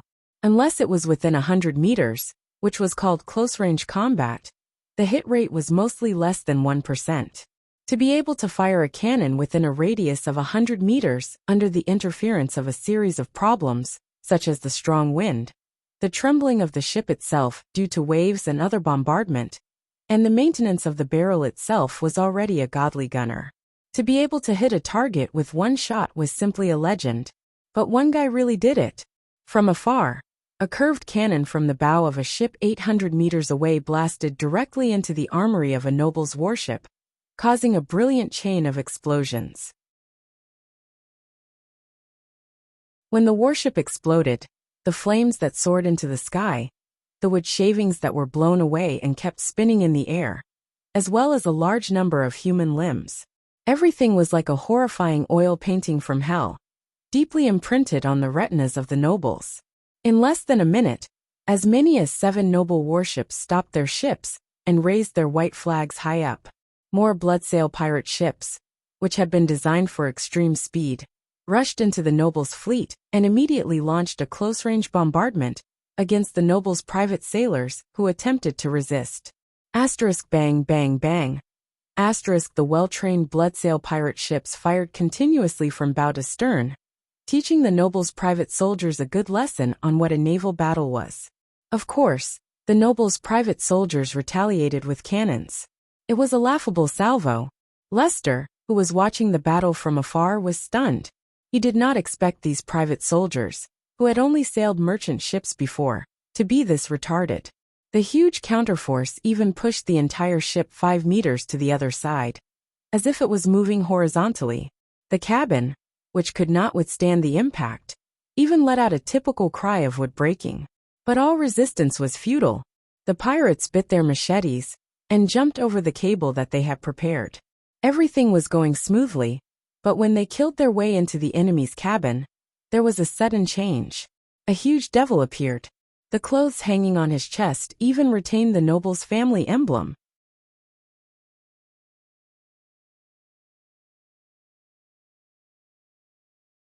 Chapter 172. A kilometer above the sea west of Stormwind City, Lothar and his Griffin Knights followed Duque's Griffin and flew at high speed. Is the news true? When my Naga sent me the news, I informed you and His Majesty Lang immediately.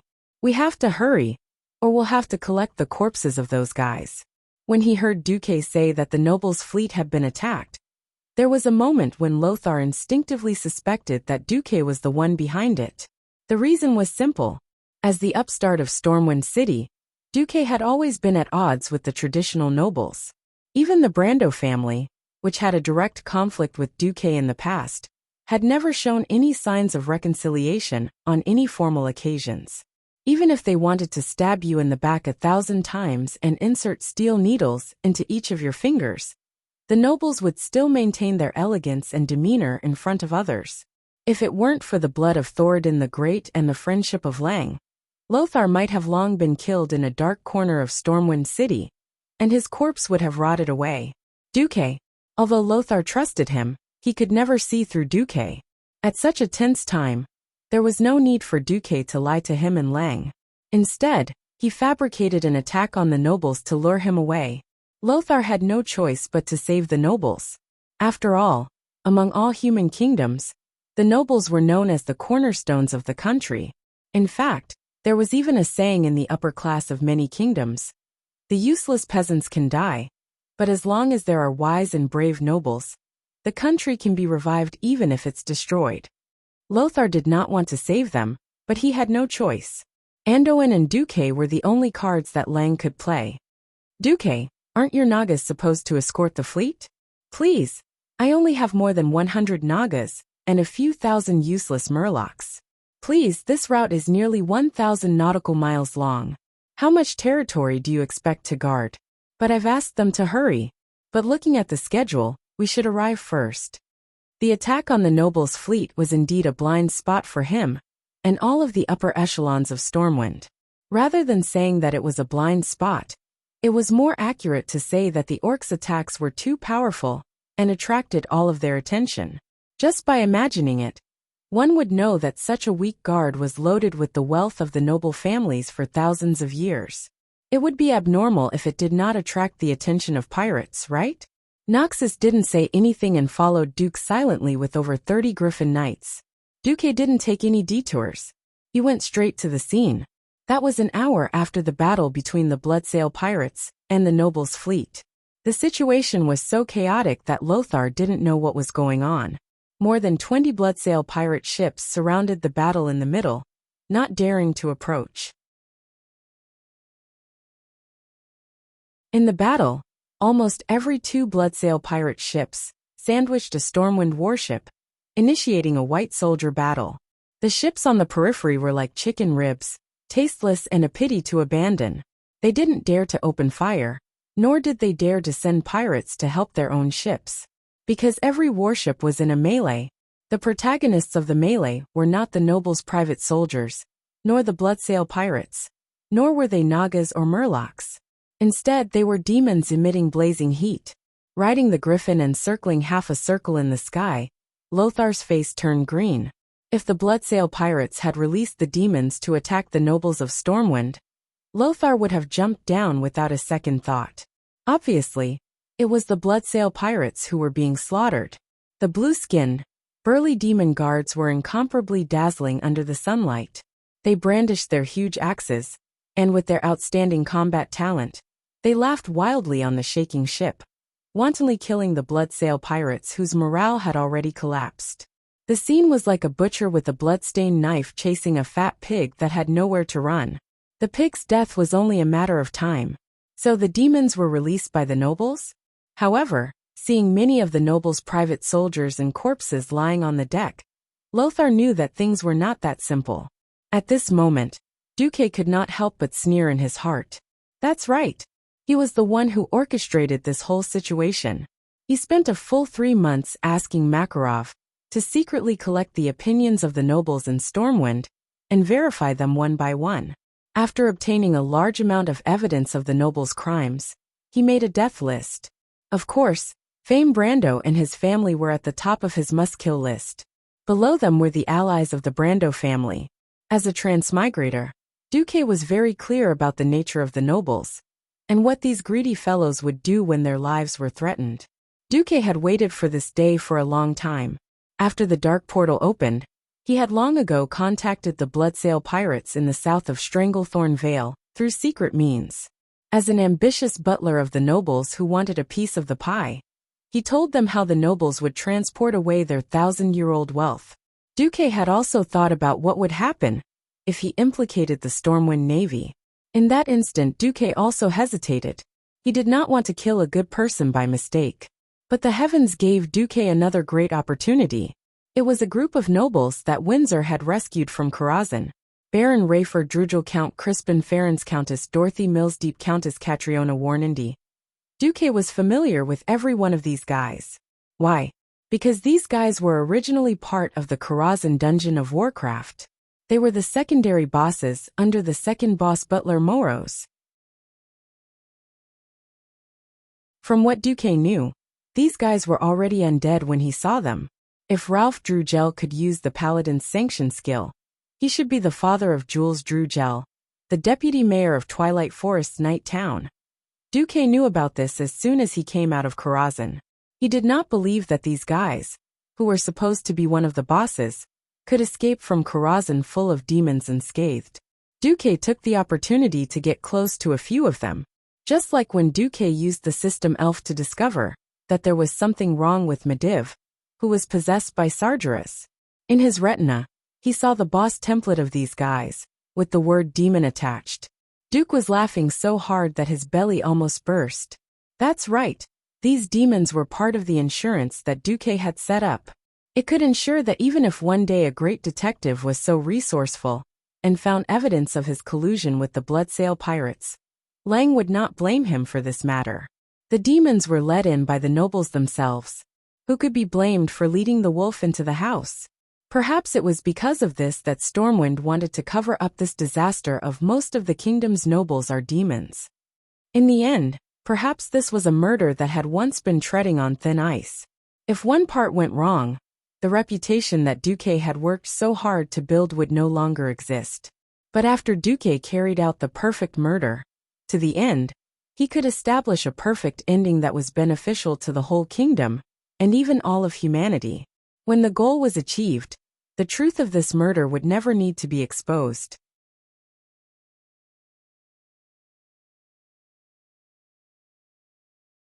Chapter 173. The demon was very powerful. It was so powerful that even the warriors recognized by the nobles couldn't shake it. Even a slap that couldn't even be considered a formal attack could smash a person's head into a rotten watermelon. A dog-like demon with 4 feet on the ground opened its huge mouth and swallowed the entire person, along with the armor and the weapon in his hand. The horrifying teeth that sounded like millstones grinding the body and metal, as well as the guards' dying wails, lingered in his ears. After seeing such a scene and hearing such a sound, just the thought of facing such a thing made their hands and feet tremble uncontrollably. It just so happened that such a thing was actually transformed by his dearest family member. The huge demon didn't just spread its massacre towards those damned Bloodsail pirates. It also extended its claws of death towards those who were originally on the same side. It didn't differentiate between friend and foe, and killed as it pleased. This was simply a nightmare. This kind of nightmare seemed to be endless. Resistance was meaningless, and all who resisted had been crushed to dregs.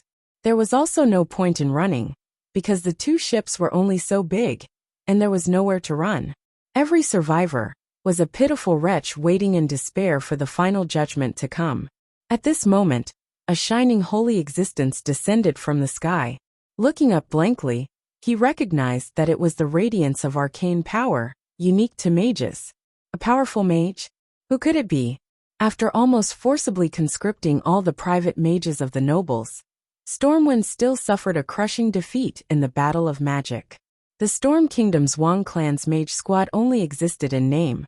There were only a few high-ranked mages still active on the front lines.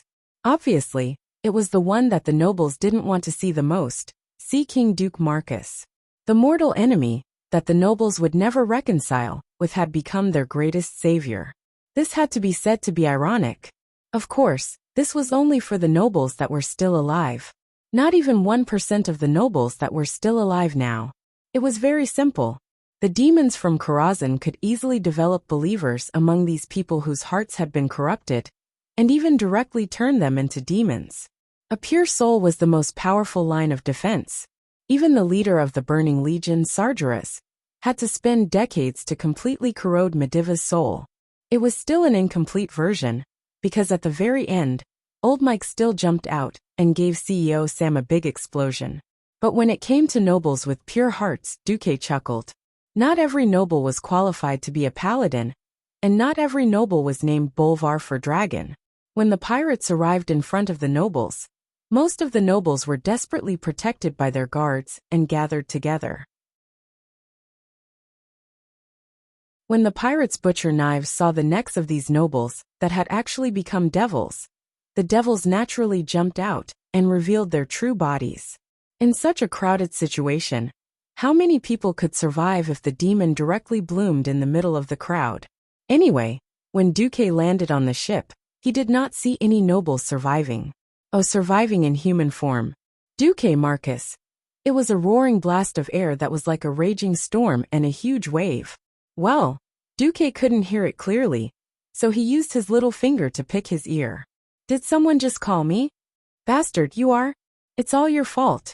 Facing this more than 3-meter-tall mutated demon, with a typical blue demon guard body, and a nondescript human head, Duque was dismissive.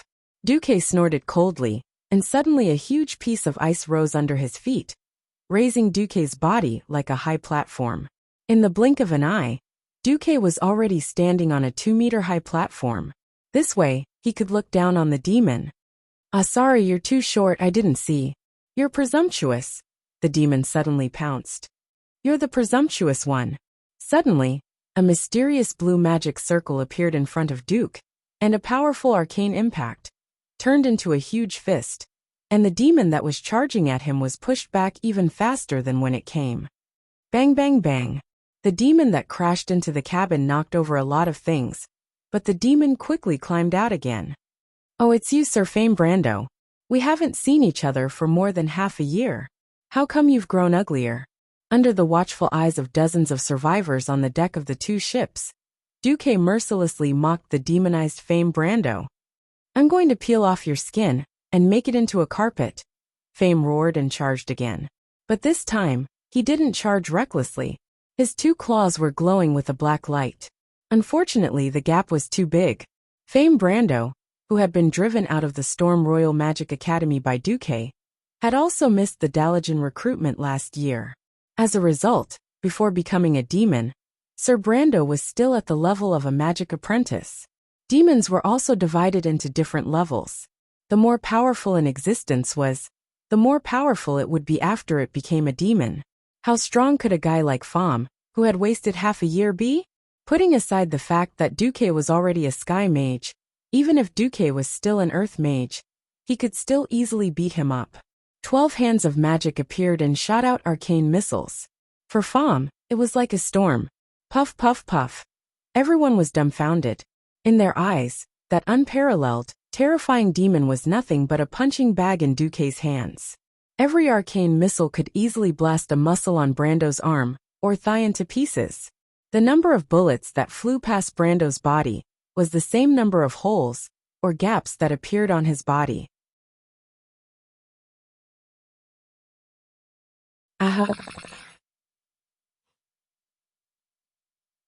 Less than 10 seconds, Brando had become a human stick.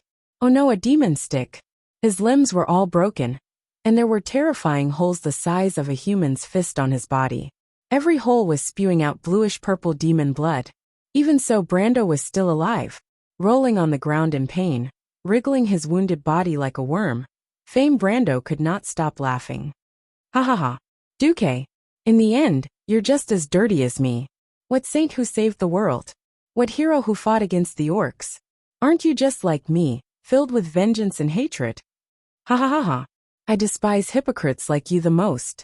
I know you won't let me go, so I'll wait for you in hell. Ha ha ha ha. Suddenly, a huge ice coffin wrapped around Brando, ending this demon's life. Looking at the burning warships in the distance, Duque muttered to himself, I just killed a demon, but this demon happened to be called Fame Brando.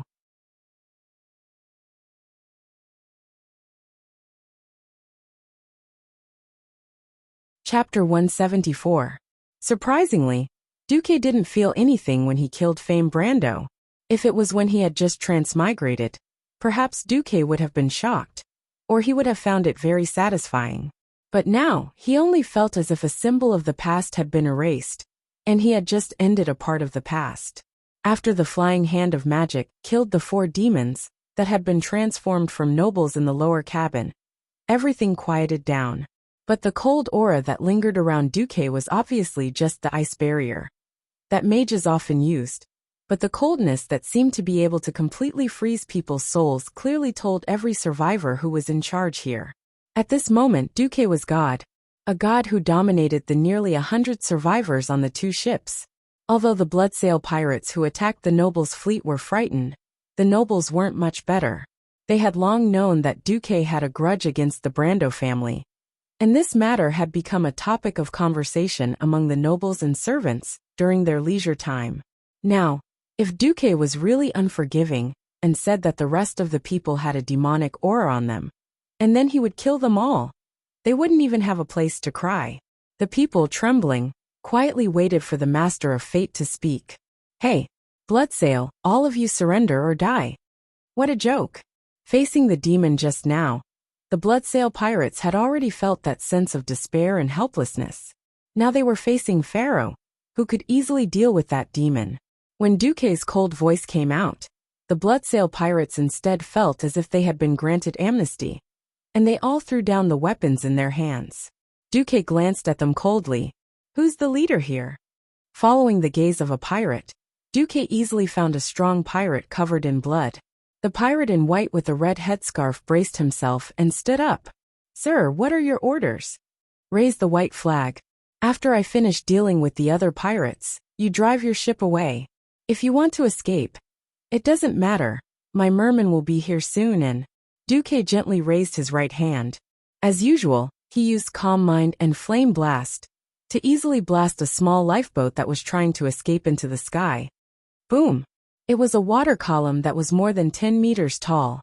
The Berserk Fireball not only blasted the entire sampan and the pirates on it into mincemeat, the scorching high temperature even caused large clouds of steam to ripple out, scorching the few pirates standing at the side of the ship more than 10 meters away. Silence! Silence! Deathly silence! Such an exaggerated instantaneous spell made these mortals forget to breathe. No, it wasn't forgetting. It was the kind of feeling that before Duque nodded, she had lost the courage to even breathe. Duque smiled faintly. Trust me, the outcome of running away is definitely worse than this. That was just a demon, no? The current Duque was more like a demon in the eyes of the pirates. The group of pirates nodded like sifting rice. Duque didn't care about them anymore. With a whistle, the griffin that had been hovering in the air for a long time immediately landed on the deck. Looking at Duque facing the air current of the griffin's descent and getting ready to mount it, one of the noble's guards asked with a trembling voice, Sir, are you really not planning to do anything to the Brando family? Duque paused. No one should be born noble. Since they are born into a wealthy family, then they should act in accordance with their noble status. I am saddened by the fact that so many people in your family have been corrupted and turned into demons. But punishing you is His Majesty Rin's business. My duty is to save every citizen of Stormwind. Ignoring the remaining members of the Brando family, Duque rode the griffin into the air. On the other side, on another ship not far from the Brando family's ship, Lothar was pulling the king's sword out of the demon's neck. The splattered demon's blood stained the cabin door. He tilted his head and saw Duque riding the griffin from the Brando family's warship. He was deep in thought. That's right. Lothar didn't stop Duque from rushing over to the warship flying the Brando family's flag. To some extent, Lothar had already acquiesced to Duque's revenge. Understanding didn't mean understanding. Lothar was an upright person. If Duque started a massacre for personal revenge, Lothar might not say anything. but it would undoubtedly lower his evaluation of Duque in his heart. Seeing that there were still a large number of human figures on the two ships, Lothar secretly breathed a sigh of relief. At least Duque didn't start a massacre, so everything was within a reasonable range. As for what Duque did on the ship, everything would be clear when he returned. Duque immediately pounced on the second group of warships. After coming out of Karazhan, Duque always had a question. How strong was he? It was a very mysterious question. In terms of the quality of his mana, he was still within the range of sky mages. He could mobilize the elemental power within a considerable range. According to the results of his scan of Old Norton, he knew very well that his strength had long surpassed that of ordinary sky mages. In terms of the total amount of mana, Duque, who had inherited the arcane fire circuit from the High Elf Sun King, and part of the inheritance from Medivh, had about 10 times more mana than a sky mage of the same level. That didn't mean that his strength was 10 times greater. With the help of the system elf, Duque, who could achieve multiple spells without any hindrance, could match the entire Storm King family's team of mages alone. In the process of mobilizing the elements in the surrounding atmosphere, he could cast more spells that were far beyond his strength. Hence, when he faced Count Christian Ferens, who should also be a boss, he really didn't feel any pressure. Solo. That was Duque's dream before he transmigrated. Now, it had been realized by Duque without any difficulty. In the face of a full-scale magic attack from the sky and the ground, Count Ferens, who had transformed into a huge doom guard with blood-red wings, was completely one-sided. An arcane impact that turned into a huge fist punched the Count into the air. And then there was a continuous and accurate magic bombardment. Even though the demonized Count was only 1 meter above the deck, the terrible magic attack didn't hit the deck at all. In just 3 seconds, the demonized Count Christian Ferens was killed. Duque cleared the demons on the noble's warship at a very terrifying speed and subdued the Bloodsail pirates on it. When the Naga priestess Vara arrived half an hour later, everything was a foregone conclusion. Not only the Bloodsail pirates who were entangled in hand-to-hand combat, but even the warship that was trying to escape could not escape Duque's pursuit. An hour and a half later, the Bloodsail pirates that attacked the noble were completely annihilated, and the commander of the Bloodsail pirates, Brigadier General Lester Zank, was killed by Duque. All the ships were taken back by Stormwind.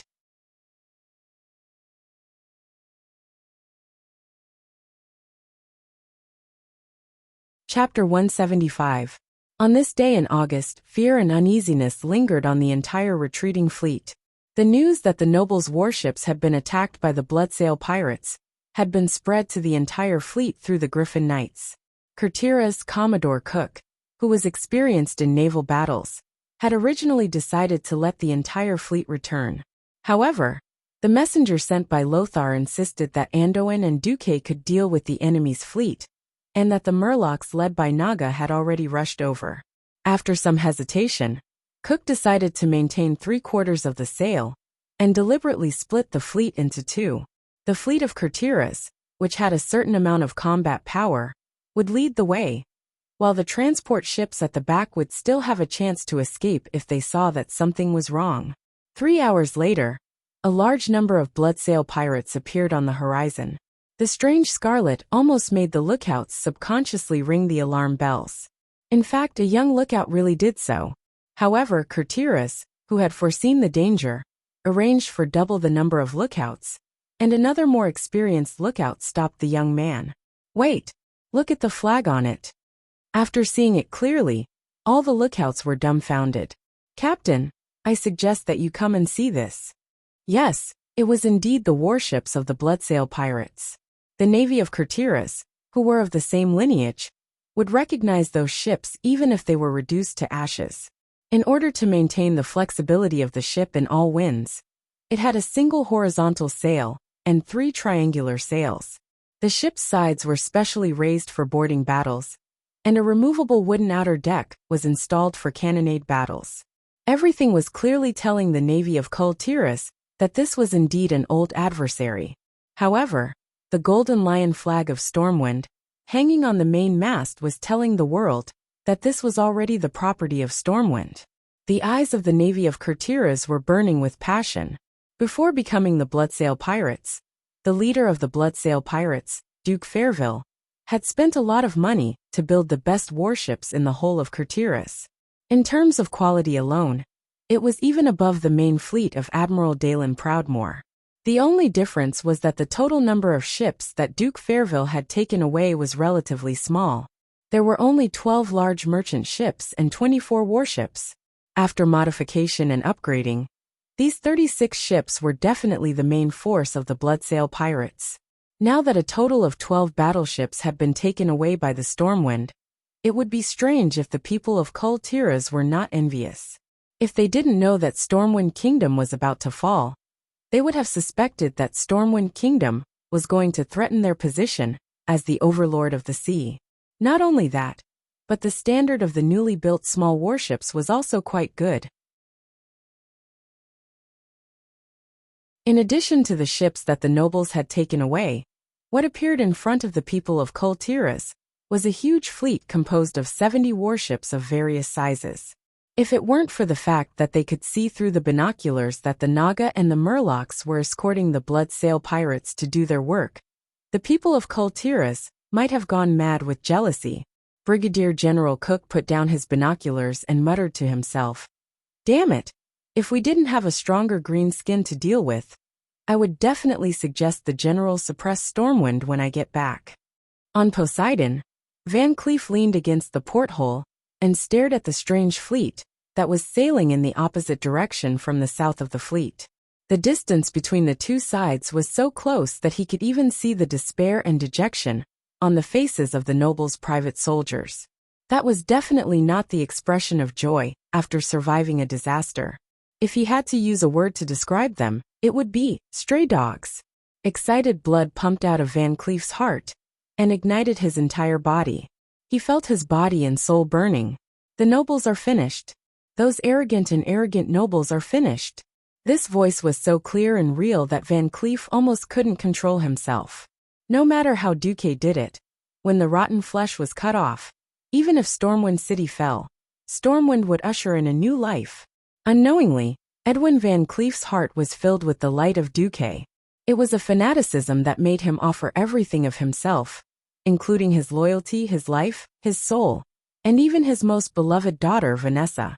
Late at night, Van Cleef couldn't calm down for a long time. Of course, he wasn't the only one who couldn't calm down. King Lang read the report 3 times, but after reading it, he was still stunned for a full minute and couldn't speak. This report was too shocking. It wasn't just him. All the high-ranking nobles in Stormwind City were silent. Among the evacuated nobles, 1/10 of them were demons. When the Bloodsail Pirates launched their attack, the demons who revealed their true forms caused the largest death of nobles since the founding of Stormwind. Of the 387 titled nobles, only 32 survived, and all of them were injured. 7 families were forever exterminated, and the remaining 13 families were also sparsely populated. Half of the surviving nobles were minors. Most of them were seriously frightened. This wasn't a fabricated report by someone or some force. The testimony of more than 800 survivors was almost unanimous. These survivors included several extremely devout priests. It wasn't just them. The testimony of the Bloodsail Pirates' prisoners was similar. Lang closed his eyes in pain. Do I have to tell the people that the lords they trust as leaders, the nobles of Stormwind who inherited Thoradin the Great, 1/10 of them are demons?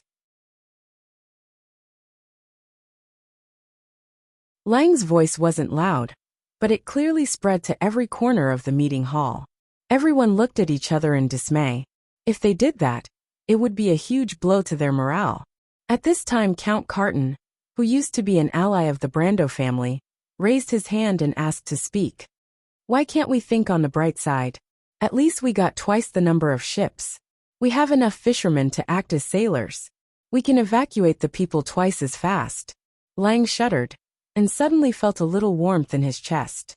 Yes, the people's losses would be reduced. But Earl Cairton spoke again. The people who died were all local lords. I think we should respect their opinions before announcing the results to the public. After all, They are the cornerstone of the kingdom. The count's words were like music to their ears. Most of the nobles had evacuated this time, but not every one of them could do so.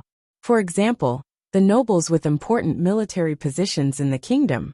How could their own children become demons and kill their own people? How could they announce such a shameful thing? In fact, they had already thought of a reason, but they just didn't dare to say it. Now that Count Carton gave them a way out, they were so happy that they wanted to run up and kiss the Count on the spot. Oh, they really had to rely on their own people at the critical moment.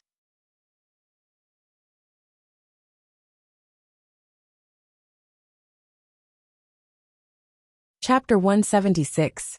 They did not know who was the instigator of this incident. Revenge and whatnot could wait. The most important thing right now was to disassociate themselves from this disgrace. As long as their reputation was restored. So what if they died? At most, it would just be a redistribution of benefits. If their reputation was preserved, even if the ship named Langren sank, they would have an excuse to seek refuge with the other human kingdoms in the north. After a short discussion, Marquis Daminan braced himself and stepped forward. He bowed to Lang and said, "With your Majesty's permission, we hope to announce it as follows. In order to cover the retreat of the people, the noble army led by Duke Ferrens fought against the Bloodsail pirates. When they gained the upper hand, the nobles who had been secretly turned into demons by the Bloodsail pirates suddenly counterattacked, causing the fleet to be routed.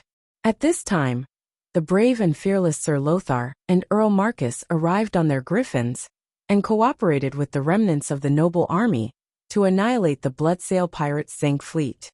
Despicable. Shameless." At this moment, Lothar's lungs almost exploded with anger.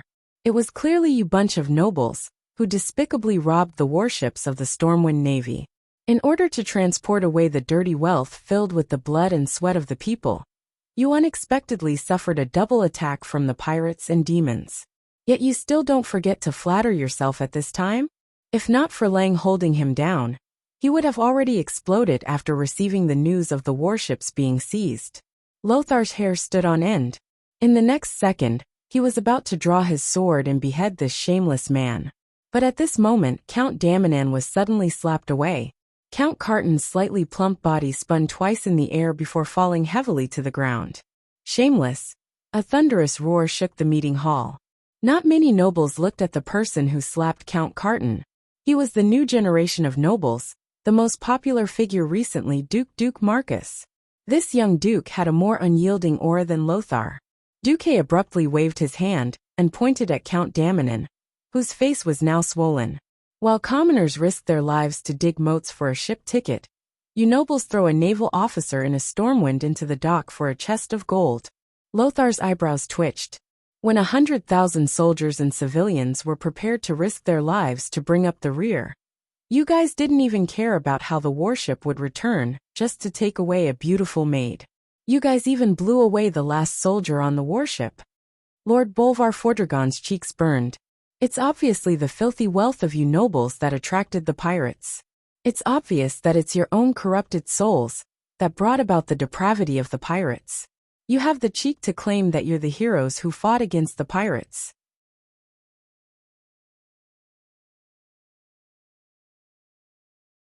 Claiming to be the descendant of Thoradin the Great? Bah! I don't want to be associated with you.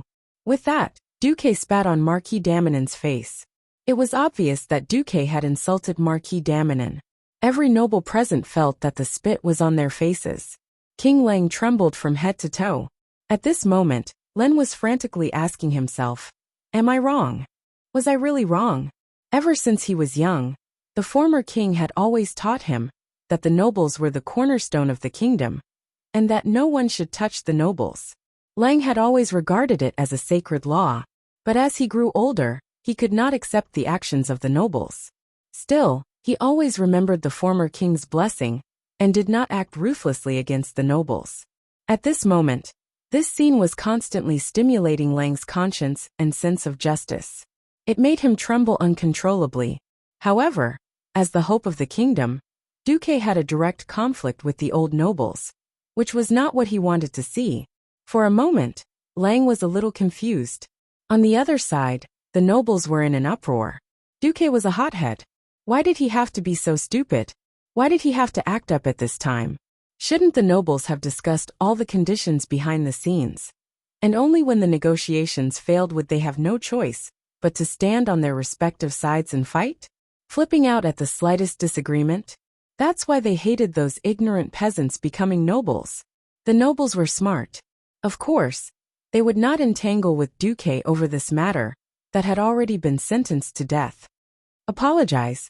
Your actions are a despicable act that tarnishes the reputation of all nobles. Yes, apologize. Immediately apologize to Marquis Daminon. Otherwise, we will not recognize your noble status. The group of nobles clamored, clinging to the fact that Duque had violated the nobility's etiquette. Humph. Duque's cold snort caused the temperature of the entire hall to drop by more than 5 degrees. Nobility's etiquette, nobility's standards. Fine. I'll do things according to the nobility's etiquette.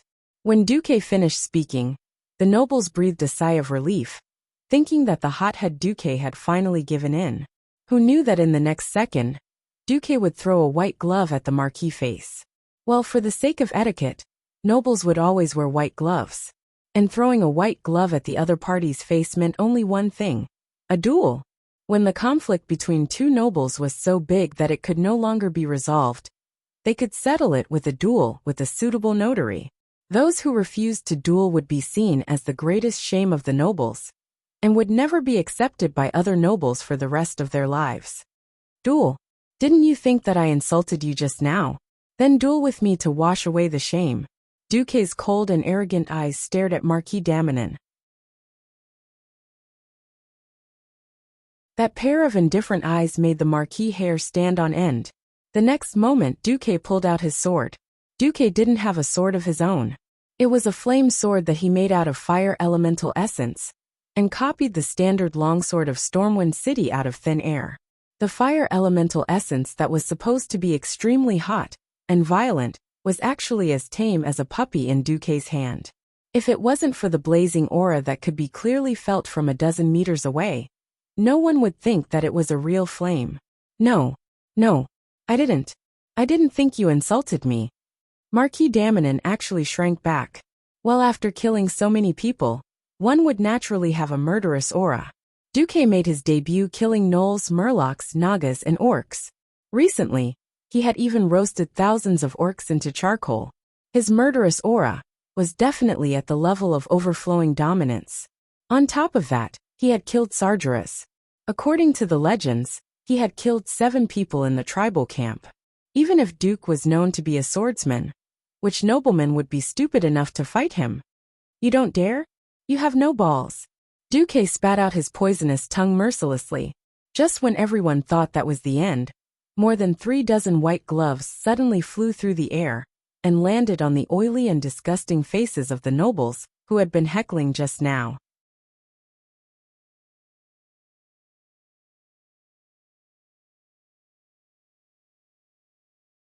Chapter 177. It was a white glove that was as thin as a cicada's wing made of ice. Although it was made of ice elements, it was indeed in the shape of a white glove. Then what did Duque mean? Whoever is not convinced can come and fight me. Who else? The nobles were silent, not daring to make a sound. Duque roared. That's right. I am insulting you. I look down on you. If the nobles are indifferent, selfish, greedy for life, afraid of death, disregard the law, corrupt and arrogant, then the nobles. I don't want to be an earl anymore. As soon as these words came out, the whole room was silent. Don't want to be an earl anymore? If it was during peacetime, the nobles would have immediately roared. What do you think the face of Stormwind is? But now Duque was indispensable. Almost all the sailors and fishermen were Duque's people. Duque, who had snatched back the warship, had his reputation in the navy soar. There was also the Naga and the Murlocs, whose strength was unknown.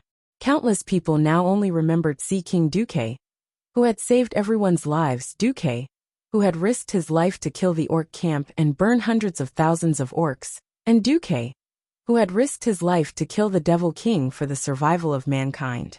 But unconsciously, they had forgotten the failed King Lang, who had lost his territory. It was no exaggeration to say that Duque had become a symbol of hope in the hearts of the people, whether they wanted to admit it or not. Now Duque was saying that he should not be an earl? With Duque's strength, with Duque's fame, with Duque's wealth, which human country would he not be a guest of honor? Without Duque, the entire line of defense of Stormwind City might collapse in 3 days, and then hundreds of thousands of soldiers and civilians would be wiped out by the orcs. To some extent, it should be Stormwind that had fallen into poverty, that could not contain a great god like Duque. Yes, now, it was Duque who was forcing her to abdicate. Lang stood up abruptly and looked at Duque in disbelief. He had never thought that things would develop to this point. Duque had completely stood on the opposite side of the aristocratic class that he was defending. Unfortunately, he couldn't even say the word no. Duque abruptly turned around, his eyes shining as he stared at King Lang. Yes, I'm forcing her to abdicate, but I'm not asking for more power. I'm just forcing your majesty to wake up. Proudly stepping forward, Duque puffed out his chest and sucked in his stomach. I've never been born noble. People are only noble because of their noble behavior. Thoradin the Great, the founder of the Arathar Empire, was the same. 1,000 years ago, the king who led the abandoned people to this valley and founded Stormwind was the same. Why was it noble? Why did the late king set the iron rule, that no one can be conferred a title without military merit? The entire meeting hall fell into silence. Only the sound of the wind passing through the windows and sweeping through the hall could be heard. Not only the kings, dukes, and other high-ranking people, but even the royal guards at the side seemed to be lost in thought. They stroked the lion carvings on the edge of their swords, their eyes filled with a thoughtful look. Duque's voice continued. Why? Isn't it for today? For today, when mankind is in danger of extinction, to be able to have a true hero and leader worthy of his position, to lead the people out of their predicament and out of despair. In the hall, the eyes of the nobles shrank and dimmed, but the eyes of Lang, Anduin, Bolvar, and the group of guards lit up. Stormwind City is destined to fall. But one day in the future, when Stormwind City is to be recovered, when this great kingdom is to be revived, please answer me, the great and wise King Rin. At this point, Duque suddenly raised his head and looked straight at Lang with his sharp eyes. Are you counting on these so-called nobles who abandoned their people and fled with their wealth to serve you? Or are you counting on those who are truly willing to fight to the end for the future of mankind? Tell me, King Lang Rin, and everyone present who has opened their eyes. Tell me, who do you choose? Duque's voice that shook the heart was filled with a firm and sonorous feeling. Every brick, every piece of wall decoration, every inch of ceiling in the hall echoed with Duque's question. In just a moment, every truly courageous person in the hall unsheathed their sword and raised it high in the air. I choose Duke Marcus. Windsor, who had once saved the king's life, was the first to step out. This was the choice of the loyal minister of the kingdom. Duke Marcus, the upright and plain-spoken Duke for Dragon, stepped out and raised his sword high. This was the choice of the important minister of the kingdom. Beside him, there were nearly 10 superior nobles who were famous for their integrity who raised their swords. Duque, the Lion of Azeroth, the king's childhood friend, and the most loyal and courageous Sir Lothar also raised his sword high and made his most important choice. Father, I choose Duque, the only heir of the kingdom, the future king, and the future legend of the generation. Varian Rin made a choice that placed the future of the entire kingdom on the line. Reginald Windsor, Bolvar for Dragon, Anduin Lothar, each and every one of these heroes, who were familiar to the later generations, used their actions to show their attitude. Even Prince Varian Rin, who was supposed to evacuate in the third batch of ships, and was still in the council hall, raised his short sword and shouted with them. Duque! Duque! Duque! Duque! The voice was like the howling of the wind, like thunder from the ninth heaven that could penetrate one's soul, and it crashed into Lang's heart. Lang felt that he was in an incomparably silent world. There was nothing in the world, only his own heart was shouting strongly.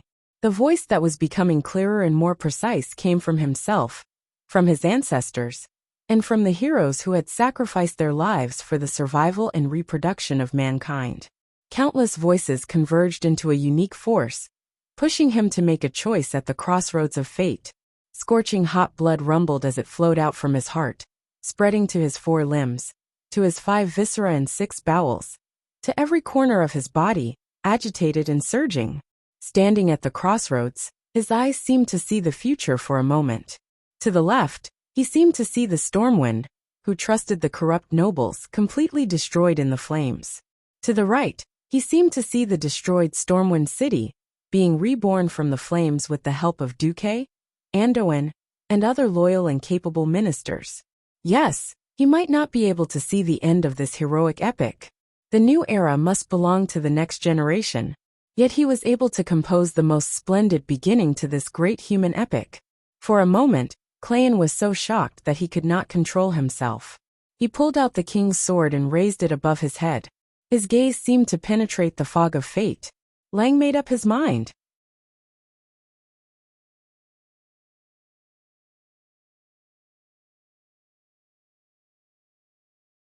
Chapter 178. The loyal and brave generals of Stormwind raised the swords in their hands. They could feel the passion in the eyes of their most beloved king.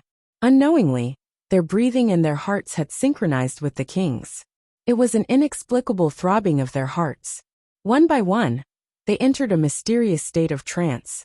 It was as if they had traveled through time and space to see thousands of years ago, when their ancestors set up the first stone tablet in this strange and lush valley, declaring this place to be called Stormwind City. They seemed to see their ancestors cutting through thorns and thorns, seeing colorful insects fleeing from the grass under their feet, and seeing this land become a paradise for humans. They also seemed to see King Lang, who had inherited the will of their ancestors, about to make a great decision that would change the fate of the entire kingdom. The usually noisy assembly hall was filled with a sacred air that was both familiar and strange at the same time. It was as if they were having a mass in the Storm Cathedral, listening to the Archbishop's sermon and feeling the gaze of the statues on the 2 sides. The eyes of these great pioneers crossed thousands of years and quietly watched Lang. Quiet and holy, the loyal and brave generals chose to listen, and the despicable nobles gave up on defending. The meeting hall fell into absolute silence. It was as if the whole world had quieted down, just for that holy answer. Lang's eyes were wide open, and his blue pupils were filled with a sense of sublime clarity. The golden lion flag with a blue base and golden edges, which had been passed down in Stormwind for thousands of years, emitted a brilliant light behind him. His voice was clear and magnetic, full of penetrating power, and had an irresistible majesty. I, King Lang Rin of Stormwind, hereby declare that 20 noble families, led by Duke Farron's family, have abused their power, degenerated and colluded with demons. They have disgraced the name of the nobility, and are a disgrace to the nobility. The names of all 20 noble families are hereby abolished, and all remaining noble children are demoted to commoners. The property they have obtained through improper means will be distributed to the meritorious soldiers in this battle, as an example. I declare that anyone, regardless of origin, age, race, or gender, as long as they have made great contributions to Stormwind, will be conferred the title of nobility. Similarly, anyone who dares to betray the interests of humans will be punished by Stormwind, no matter how far away they are. Meritorious service will be rewarded, and crimes will be punished. Anyone who goes against this oath, no matter their background, no matter their status, they will all be killed. It was like a stone that caused 1,000 ripples. Everyone's face was filled with intense shock. Lang's spirit and boldness could reach such a level. No king would dare to wipe out half of the nobles in the country in one go, but Lang dared. No monarch dared to link the supreme position with merits, but Lang dared. No ruler would have the guts to use talent so freely, but only Lang dared.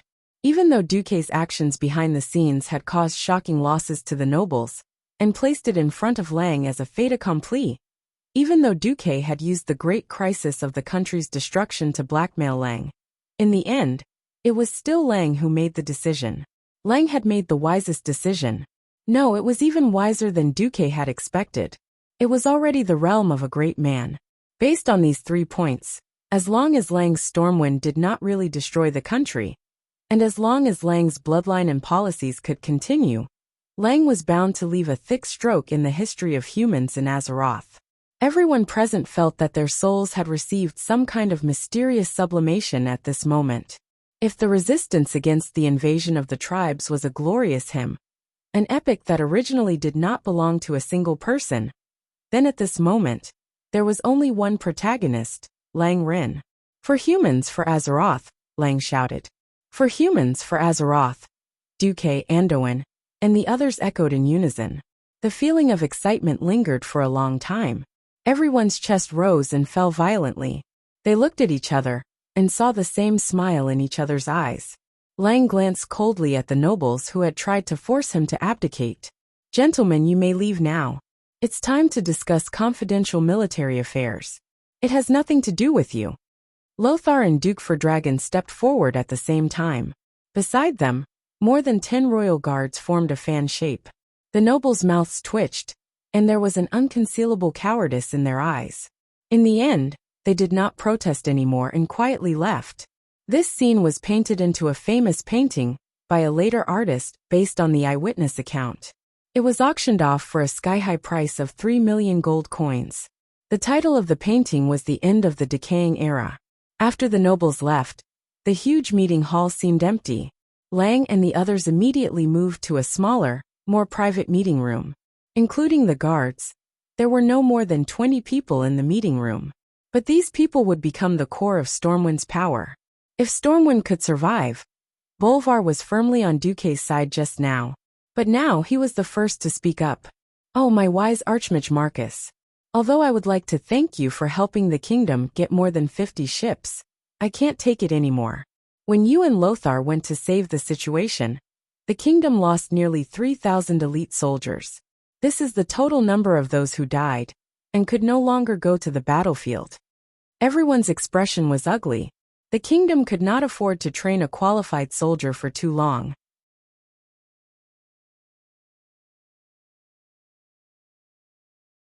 Even if the speed of transporting soldiers and civilians could be nearly doubled, the current situation was that the line of defense would likely collapse before that. Lang walked over and put one hand on Duque's shoulder. He looked calmly into Duque's eyes. I will not regard what you just did as an attempt to force me to abdicate. Stormwind has been sick for a long time. You just gave me the determination to cut off this rotten flesh. But the kingdom's new life still depends on the efforts of the younger generation. I think that since you gave me so many perfect answers before, you won't disappoint me this time, right? If Duque could so perfectly force the aristocrats to leave, but was unable to come up with anything useful in the following military conference, and was cheated by Stormwind, that would be a real joke. But Duque was Duque, a miraculous person who would never disappoint his supporters. Duque smiled lightly. Of course you won't be disappointed, Your Majesty. First, please allow me to introduce you to an important guest. Please, my follower Aitana, and the guest she has brought. Lang nodded with an indifferent smile. The door of the meeting room opened. Not long after, a freckled female wizard wearing the wizard robe of the Stormwind royal family's wizard group entered with a guest. The guest made the expressions of many of Stormwind's upper echelons stiffen, because the so-called guest turned out to be a goblin.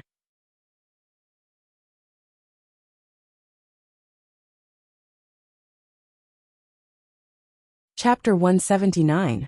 Aitana, who hadn't seen her for a long time, now looked a little more capable and experienced than Duque. Even though Aitana was a person who had seen the world, she still felt a little uneasy when she suddenly saw so many big shots of the kingdom. After a few deep breaths, she quickly adjusted her emotions. Your Majesty, Your Excellencies, I am the follower of Earl Duke Marcus Aitana. Please allow me to introduce you to Mr. Sherlock Belfort, a goblin engineering merchant from Stranglethorn Valley. Greetings, Your Majesty. Greetings, Your Excellencies. Goblin Sherlock gave a very standard aristocratic salute. Although his movements were very standard, none of the kingdom's higher-ups present knew how to face this goblin. The infamous goblin. Unlike the goblins in the novels that Duque had read before he traveled to this world, The goblins were generally dirty, despicable, low IQ, and amazingly fertile. They harmed humans all year round. Although the goblins in the world of Azeroth were also humanoid creatures, they had green skin that was no different from orcs, were only slightly taller than a human's knee, had thin matchstick-like limbs, and had a pointed head and large eyes. How to put it? Some of their inferior qualities were 100% inherited, such as harming humans. But overall, the goblins in Azeroth loved money more, were good at all kinds of technological inventions, and were better at running businesses. The goblins had set up mini companies, which were similar to the structure of real companies before Duque traveled to this world. However, these so-called companies were also more vampire-like, such as the notorious Venture Capital Corporation. There was a joke that reflected the reputation of the Venture Capital Corporation.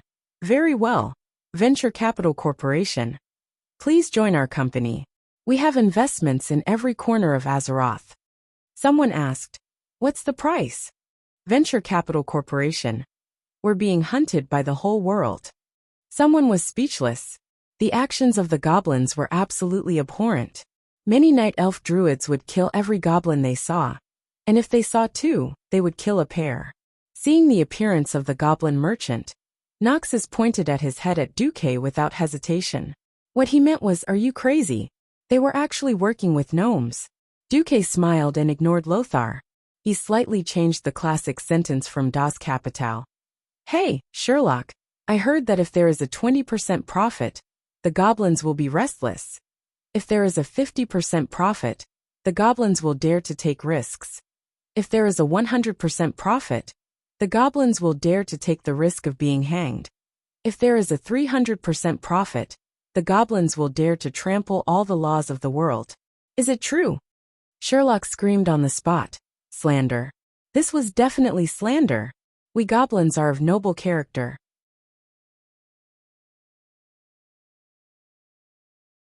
If I give you 5 million Arother gold coins to bring me the head of the tribal chief, Blackhand. Sherlock's small eyes. Perhaps it was an illusion, but they seemed to have widened 10 times in an instant. Sherlock's sharp voice instantly became incomparably sonorous and powerful, resolute and courageous. "I promise to complete the mission." At the same time, Sherlock had already rushed over recklessly and extended his right hand towards Duke, rubbing his index and middle fingers continuously. But in the next second, he felt that Duque was joking. "Your Excellency Sea King, are you playing with me?" "No. I am just proving to His Majesty the Storm King that you have supreme courage in the face of money, be it Lang, Anduin or Bolvar." They all looked as if they were having a hard time holding back their laughter. "You." Sherlock still wanted to flip out.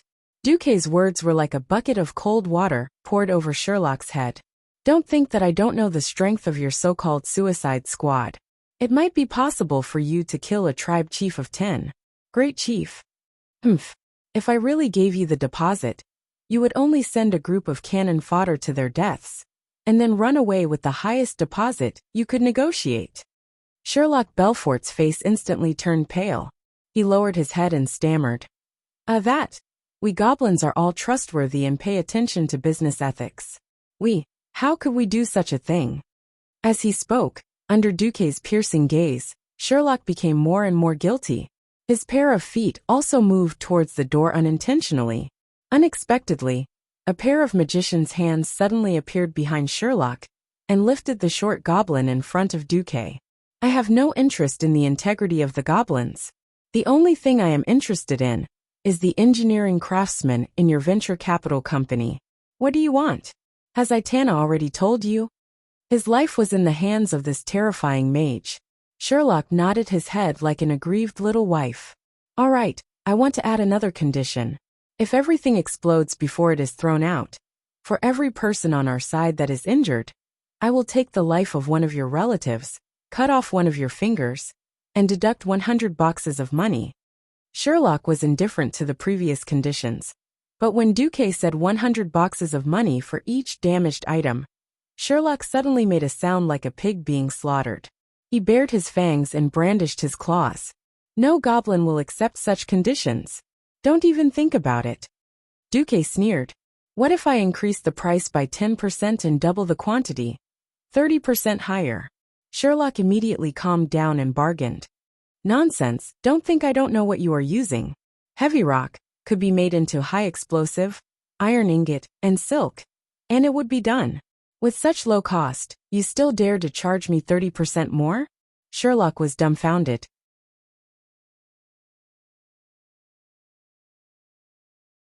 Then, like a general who had defeated a general, he finally nodded. All right, 10% is 10%. Just like that, Sherlock retreated with a long face. Aitana was very nervous and hurriedly apologized. I didn't know, so those things will explode before they are thrown out. Duque rubbed his eyebrows and thought to himself, damn, gnome projects are unreliable, goblin projects always explode. If I didn't know this, then I would have played the game for nothing. You are not in this field. It's not your fault. After comforting Aitana, Duque finally turned to Lang and explained, didn't you say that you have tens of thousands of militia, but don't know how to use them? Weren't you guys worried about how to evacuate the last of the defenders? I will solve all of these problems for you all at once. Not only that, I will also throw in a big gift package. What gift package? Lang was stunned. Duque smiled mysteriously. Now that I say it, it no longer feels mysterious.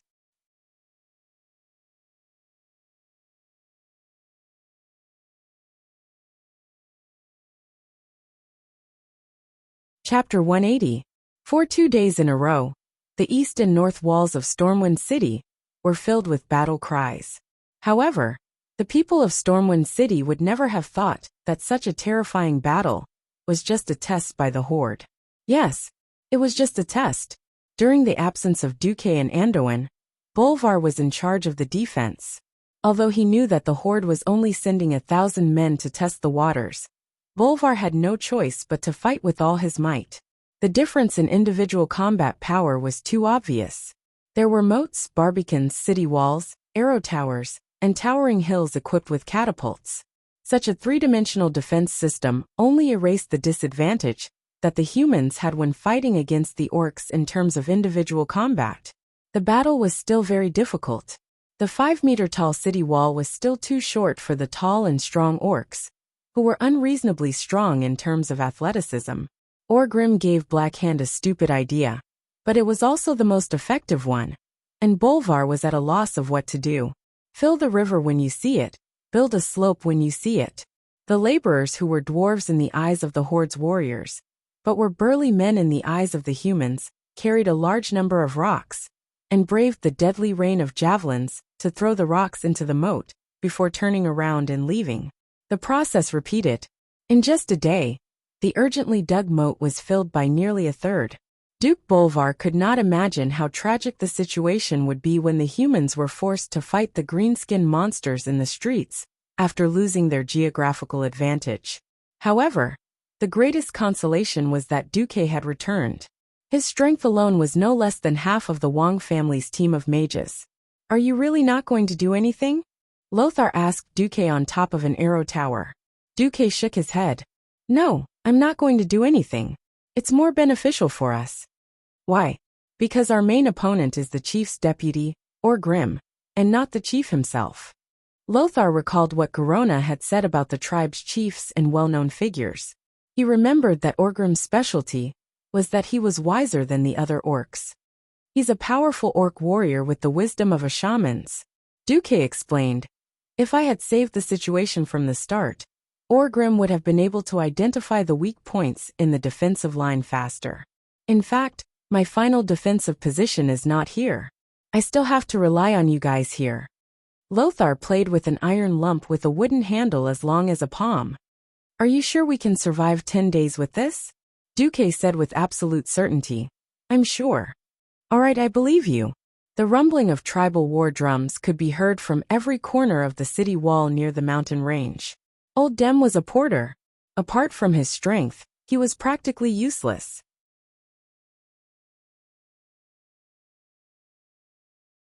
He, who was over 50 years old, joined the militia purely because he could get a ticket for his daughter and grandson to leave early by signing up for the militia. Lying on the battlements, Old Dem held onto a helmet that had been dented in when he descended. It was obviously taken from a dead man's head as he trembled and looked out. Beside him was his old neighbor Kana, a baker. Kana kept asking in a low voice, "Have we arrived? Have we arrived?" Old Dem looked at the countless green figures surging towards the moat, and felt his hair stand on end. Wait, not yet. Old Dem's heart trembled as he looked at the green giants with their terrifying faces and long fangs. At this moment, the kingdom's soldier in charge of supervising them suddenly shouted, "Militia, get ready to throw that thing. Before I give the order, no one is allowed to open the lid below." Old Dem and Kana immediately tensed up. "Calm down. Calm down. Wait for those damned greenskins to attack." Looking at the signal flag on the command tower behind the city wall, all the kingdom's soldiers shouted in unison the moment the red flag dropped. Now, Old Dem followed the steps he had taught them, and hurriedly opened the lid below the wooden handle. Instantly, the sound of fireworks being ignited could be heard from the other end of the wooden handle. Most of the people were illiterate, and did not know that it was a fuse. "Throw it with all your might." The commanding officer's roar caused many people to slip up, and directly throw these strange wooden sticks with metal pimples into the moat below. There were even some idiots who accidentally dropped the sticks onto the battlements. It was the soldiers in charge of supervising who were quick to react. They swung their arms around, and threw the thing across the moat. A few seconds later, when the terrifying green dwarfs carried the boulders and ran to the moat, the green dwarfs suddenly stopped. Boom, boom, boom. A series of continuous explosions stunned both the humans and the orcs. This moment was worthy of commemoration, because this was the first time in the history of Azeroth that a firearm had appeared. Even though it was an unreliable product of the goblins, the metal grenade was a killing weapon that would forever be recorded in the history books. What dodging? What resisting? In the face of such firearms that transcended the era, the struggles of the orc laborers seemed to be meaningless. The orc laborers could only watch as their comrades were annihilated. Boom, boom, boom. The continuous explosions were accompanied by the flying pieces of metal due to the explosion of the high explosives. This caused a terrible second injury to the laborers, who were only wearing thin clothes and even had their upper bodies bare. Even 10 meters away from the explosion range, some of the laborers had their throats slit by the flying shrapnel and died.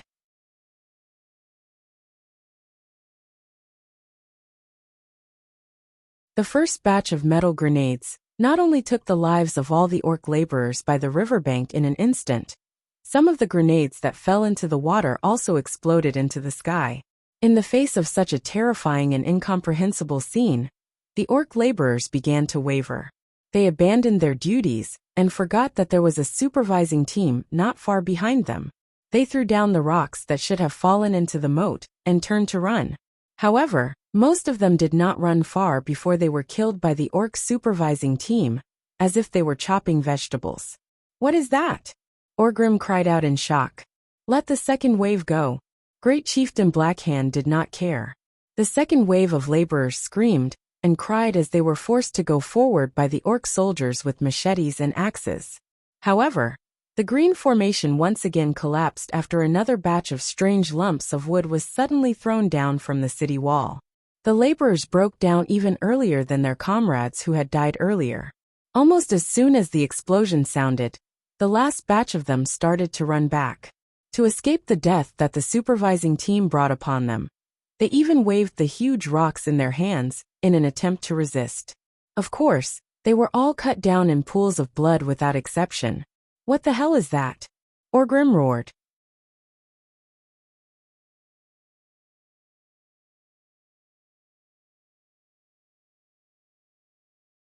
Chapter 181. Through the telescope, Anduin and Bolvar watched the bloody battlefield, and the orc laborers who were groaning in pain as they walked towards death. Anduin and Bolvar were tongue-tied. "Damn it, these goblins make me feel like I've wasted my years of martial arts training." Anduin smacked his lips, seemingly thirsty from unease. "Duque, how many did you order? I want more of these iron skin grenades." Bolvar was even more direct, demanding an exorbitant price right from the start. Duque smiled without saying a word as he handed over a price list. It listed the price of the iron skin grenades, as well as the skyrocketing price that would require the goblins to work overtime to produce them. More importantly, Duque had specially noted that the already terrible rate of misfires and premature explosions would skyrocket due to the rushed production. That's right, in this era where there was no mechanized mass production, where everything was done by hand, how high could the success rate be? As long as one was human, they would make mistakes and get tired. And there would be differences in the accuracy of each product. And the goblins' lax way of doing things meant that all the products created by these damned and whimsical fellows were extremely dangerous. Bulwer's conscience did not allow him to let his soldiers and militia take such a huge risk. If they did not kill the enemy, and instead blew themselves up first, they would have no place to cry. Anduin was magnanimous. We should comfort ourselves like this. Yo, a box of grenades is enough to arm a militia regiment. Duque smiled. A militia regiment needs to undergo a long period of training, but this thing only needs half a day of training. That was not wrong. Ordinary infantry training required a long period of combat training to have a little bit of success. Even so, the survival rate of new recruits on the battlefield was so low that it gave any commander a headache. Not to mention the humans, who were already at a disadvantage in terms of physique. The strength, speed, and agility of the human recruits were probably similar to the orcs' cannon fodder laborers. There was a considerable gap between them and the official orc warriors. Moreover, the opponents were not ordinary orc soldiers. After fighting for so long, any human commander with a brain would know that they were the elites of the Blackrock clan, a powerful orc clan. Although that was what he said, he still had a toothache. Bolvar sucked in a breath of cold air. I feel like you're throwing away His Majesty's gold coins. Duque shrugged. War is about money. Anduin pursed his lips. I've realized for a long time that your way of thinking is completely different from ours. I sometimes wonder if you're from Azeroth. Duque was non-committal. What should Duque say? Say I'm a transmigratu? That would really be laughable.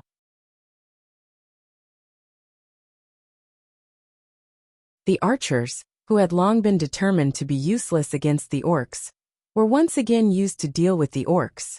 Archers also had a fatal weakness. Once it was night time, the power of an archer would be greatly reduced even if they used area shooting. The appearance of the iron skin grenade greatly enriched the strategies and tactics of the human side.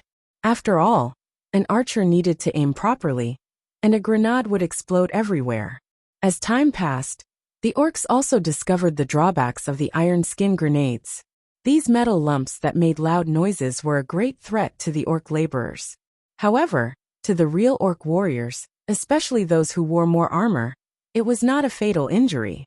It was difficult for the shrapnel from the explosion to penetrate the muscles of the tall orc warriors. As long as the vital parts were not hit, most of them would only suffer superficial wounds. Under Orgrim's suggestion, the great chief Blackhand agreed to better arm the orc warriors who were attacking the city walls. Hence, in the next few days, Lothar saw a large number of orc warriors using cowhide, metal pieces, and even the armor of the dead human warriors to make a temporary armor. With the orcs' protection, the iron skin grenades, which were originally relatively lethal, were reduced by half. They became less lethal weapons. Lothar asked Duque, "Do those damned green-skinned dwarves have anything more powerful?" Duque silently handed over the price of the high-explosive bomb, which required a large amount of thorium to make, and was recommended by the profiteer Sherlock. Lothar was stunned for a full 10 seconds before he finally said, "The weather is really good today." Yes, it was noon with high temperatures and a thunderstorm. Thanks to the thunderstorm, all the bowstrings almost lost their elasticity due to the humidity. It was a tug of war. However, the scales of victory still tipped towards the orcs. When Orgrim had the orc laborers wear thick leather armor or thick clothes, he restarted the plan to fill up the river. Lothar knew that something was wrong. On the 7th day after Duque dealt with the Bloodsail pirates, the moat on the east and north sides of Stormwind City was filled up. The orcs even used orc laborers to pile up stones at many places to build a slope that led to the barbican in front of the city walls. The Barbican had almost become a pit. Orgrim seemed to be addicted to piling up stones, and he still had a large number of orc laborers rush over. Throw the stones into the human's pit.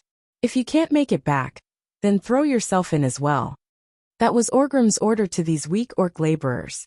The direct result was that the number of orc laborers dying increased exponentially. At first, the humans tried to clean up some orc work, or dig up some slopes every night. However, Stormwind City was severely lacking in heavy machinery. Not only were the gnome excavators expensive to rent, but Sherlock was also unwilling to let his subordinates drive the expensive robots into the city that was bound to fall. Unless Sherlock rubbed his thumb, index finger, and middle finger together again. That gesture of asking for money, you know what it means. Duque was held up. Just as he expected, the Horde quickly discovered Stormwind City's weakness. It was the place to the north of Stormwind City near Stormwind Port. It was different from the steep cliffs of the valley in the south. The mountain roads to the north of Stormwind City were dangerous for the humans, but for the orcs who were good at climbing mountains, it was not a true dead end. In the first 2 times, the orcs successfully sent a few scouts down, causing a commotion among the citizens of Stormwind City. After that, King Lang decisively let Duque, who was the strongest fighter in Stormwind City, guard the mountain peak. This prevented the orcs from attacking from that direction. The sea, on the other hand, was the domain of Curtilas and Duke. Even though they could transport more than 10,000 people per day, the situation was still going downhill. After the citizens of Stormwind City held on for more than 20 days, the biggest problem for Lang and the citizens to cover the retreat had arrived. Excluding the evacuees and those who died in battle, there were still 10,000 people left. Lothar estimated that none of the 50,000 people would be able to escape. The orcs were already in a frenzy. They would not allow the humans to evacuate at a rate of 10,000 a day. Stormwind Port, which was their lifeline, did not have a fulcrum like Stormwind Fortress. What should they do?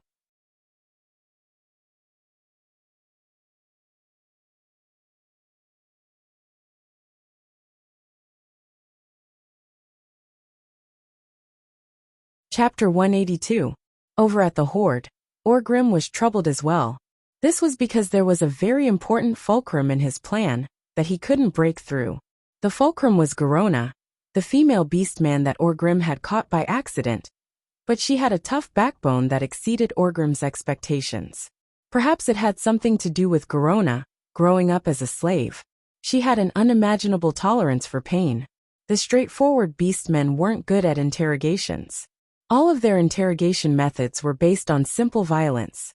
If Orgrim wanted to get the location of the Shadow Council from Garona, he couldn't really kill her. However, not only was Garona incredibly tough, there seemed to be a mysterious power in her body. Once Garona's life force dropped to a certain level, it would wrap around her. Even if Orgrim used Hammer of Destruction, he wouldn't be able to break it. When this mysterious orc's life force and stamina recovered to a certain level, Garona would become a captive once again. This situation was driving Orgrim crazy. He was indeed eager to overthrow the great chief Blackhand, to avenge his good friend Durotan. Unfortunately, he couldn't capture the Shadow Council or Gul'dan. Even if he defeated the great chief, he would still be treating the symptoms, and not the root of the problem. Once the Shadow Council, hiding in the dark like a poisonous snake, made Orgrim's scalp go numb just thinking about the mysterious power of the curse. The only good news was that the humans couldn't hold on much longer. Every day, there would be more than one wave of orc assault teams breaking through the moat. Some even crossed the Barbican and rushed up to the city walls. If it wasn't for the elite emergency forces that the humans had formed to suppress the orcs' attacks with a large number of long-range attacks, the city walls might have already been breached. Orgrim was still conflicted. Stormwind was the first large foreign kingdom they encountered after crossing the portal. Conquering its capital was definitely a great honor. If this honor was accomplished by the current Great Chief Blackhand, then even if Orgrim succeeded in the challenge, most of the orcs in the Horde would still remember the former Great Chief's good deeds. Even if he achieved even more glorious victories in the future, the simple-minded orcs would still think that he stole Blackhand's achievements and continued to follow Blackhand's path of victory. Just thinking about it made him feel like he was suffocating. As the great chieftain of the future generation, Orgrim's greatest strength aside from his insane combat ability was his intellect. He was one of the rare great chieftains among the orcs who had foresight and were so cold that they were almost utilitarian. When he didn't have absolute control over everything, he would choose to be patient. However, on the 25th day of the siege, Orgrim sensed that the humans' combat power had reached a critical point.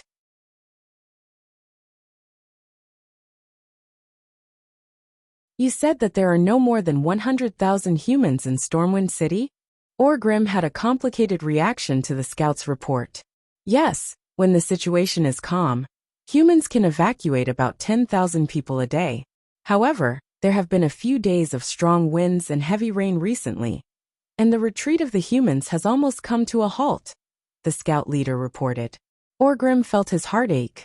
If the humans didn't have so many tricks up their sleeves, and only relied on the low city wall, the tribe would be able to breach the city in 2 or 3 days. At that time, hundreds of thousands of soldiers and civilians were captured, not less than 100,000. The tribe wouldn't have to sacrifice more than 20,000 warriors and 70,000 orc laborers during this period of time. Thinking about this, Orgrim felt his heart ache. At the beginning, the humans didn't have any power to fight back, but now they were able to attack and defend, causing the tribe's losses to increase. Even if the simple-minded people in the tribe still thought that the humans were useless, Orgrim knew that if they let too many of them escape, the tribe would have to pay twice the price to wipe them out in the future. He couldn't wait any longer. No matter what price he had to pay, he had to destroy the enemy's rear guard here. If he couldn't truly destroy the humans' combat power, this battle-hardened army would become the tribe's biggest problem in the future. Thinking about this, Orgrim no longer hesitated. He wanted to advise the great chieftain to launch an all-out attack tonight. At the same time in Stormwind Keep, the few people who held the fate of the Stormwind Kingdom gathered together. Duque said softly, "The Horde's all-out attack will be tonight." Lang suddenly looked up. "Are you sure?" "I purposely let the Horde scouts pass through my defensive line to observe Stormwind Port." Duque's casual words gave people a strong feeling that everything was under Duque's control. Noxus took a deep breath. Indeed, the last 50,000 is the minimum number of troops needed to defend Stormwind City. Bolvar suddenly looked up at Duque, then at Lang. "Your Majesty, I strongly suggest that you leave with the last batch of ships tonight. You are the king of Stormwind, you." "Enough, Bolvar." King Lang suddenly stopped the loyal Bolvar. "Since Duque said that he had the confidence to send us away at the last moment, what else do we have to hesitate about? I can't accept running away like a coward, abandoning my people who trusted me. If you want to ensure that Stormwind has a king, Varian has already been sent to Southshore." These words were already very harsh, almost cutting to the heart. Bolvar had almost risked his life to speak, but his words were undoubtedly a vote of no confidence in Duque, who had been so slow in coming up with the final plan. "My apologies, Duque, Bolvar is just..." Lang scolded Bolvar, and immediately turned to apologize to Duque.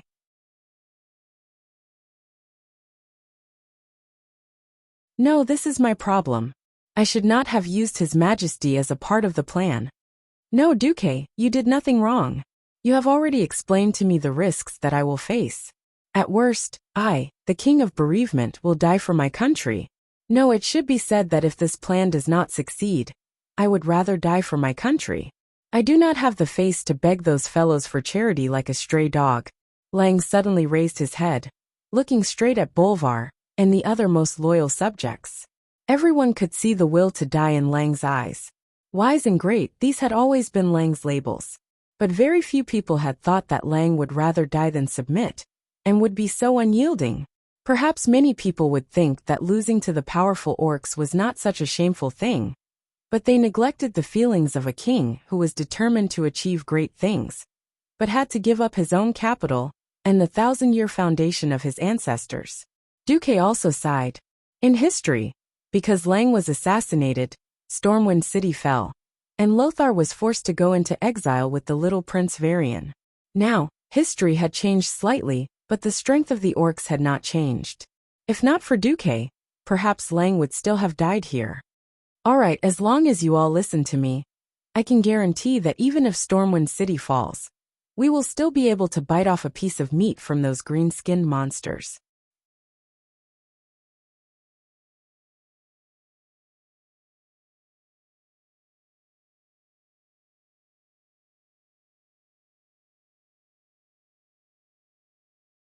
Chapter 183.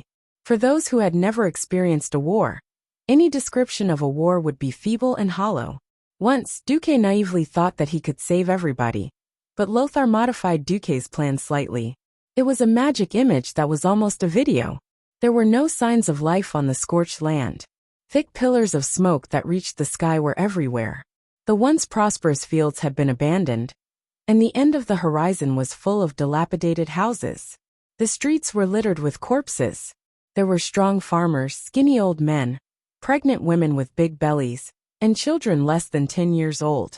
Most of them had been decapitated, and their blood had already begun to dry up and turn black, proving how miserable and tragic the scene was at that time. Duque seemed to have heard the screams, howls, and cries that lingered in the village at that moment. Regardless of age, gender, or ability to fight, everybody had obviously been dragged to the square in the village for a unified massacre. It was a genocide to exterminate the entire human race. A game would always be a game. No matter from which angle it was described, it was not enough to describe the unforgettable impact on the soul. Lothar walked over and patted Duque's shoulder. Your plan is great, but you're still too young. Duque's mouth was half open and half closed, as if he wanted to argue, but in the end the words became, "At least let me go with you to see off the soldiers." Briefly stunned, Lothar stared into Duque's eyes and said only one word. Okay. The sun had already set, and the moon was hazy in the sky, as if it were morning for Stormwind City, that had stood for 1,000 years, but was about to fall. A large number of troops gathered in the open space outside of Stormwind Fortress. 10,000 soldiers stood solemnly in the shadow of Stormwind Fortress in a silent, enormous square formation. On the continuous city walls between the districts of Stormwind City, torches had already been lit. The torches on every battlement on top of the city wall cast long swaying fiery red light on the square formation, emitting the clanging light of armor. It was the gathering of iron and blood. It was the reflection of hatred and fury. It was a volcano of fury that was about to erupt. The daring team had been assembled and silently waited for the order to attack. If one looked closely, they would notice that most of the members of the suicide squad were injured, or light or heavy. Some of the more serious ones even had their arms broken. Some of the more serious ones even had their intestines sticking out of their bodies, and they were merely holding them in their hands. The continuous battles had drained the spiritual power of all the priests in the city. They had used up all their medical supplies 10 days ago. If these people were left alone, with the backward medical standards of this era, most of them would die. But even if he died, he had to die with value.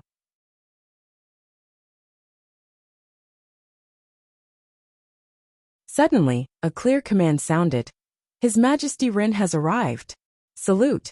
With a series of clattering sounds, 10,000 people stood at attention at the same time. Their injuries had obviously affected them. Under normal conditions, the elite soldiers under Lothar's guidance would definitely be in sync and orderly, as if they were a single person. Duque, who was following behind Lang, Anduin and Bolvar, suddenly felt a lump in his throat. Lang, in his golden armor, stood at the entrance of Storm's stronghold. His facial muscles twitched. Anduin Lothar stood beside the king. His loud voice, which was like the roar of a lion, spread throughout the entire army. Warriors of the kingdom, His Majesty Rin has come personally to send you off, warriors.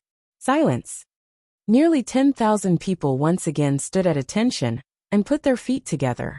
Walking down the slope, Lang Duque and the others slowly walked past the front of the formation. What kind of faces were they? There was no vigor, no vitality. Every face was filled with the paleness of walking towards death. However, Every pair of eyes exuded an amazing desire to fight that was as blazing as fire, mixed with a murderous aura of hatred and anger. Every pair of eyes was shining with the will to fight to the death. Yes, every warrior knew that they were going to die. It was just that before burning their lives, they wanted to give the invaders a fatal blow in the most severe way possible. Duque felt a lump in his throat. Lang looked around at the familiar and unfamiliar faces, and could not help but be moved. He patted the shoulders of every soldier in the first row and walked over. In the end, he still managed to control himself well, and walked to the high platform that had been set up beforehand. Lang raised the big bowl filled with wine high, and the soldiers followed suit and raised the big wrists filled with wine. King Lang's clear voice spread in all directions. Azeroth has been invaded, and humans are being slaughtered wantonly like pigs and dogs. But we are very lucky. Everyone, please join me and raise the long swords in your hands against these damned green-skinned creatures. Be it me or you, maybe tonight, maybe tomorrow, we will all die in this damned war. But it doesn't matter, because we are dying for our children and grandchildren. I only hate that I, Lang Rin, can't accompany you to fight shoulder to shoulder tonight. But it doesn't matter, please leave first. When I see you again, I will either proudly tell you that I have taken back Stormwind City, or I will tell you that I died on the way to the charge, just like everyone else. Now with this wine, I wish you all to chop off more orc heads. With that, Lang raised his head resolutely, and drank the whole bowl of strong wine in one gulp. Looking at Lang's Adam's apple moving, Duque, Anduin, Bolvar, and the others raised their heads and drank in unison.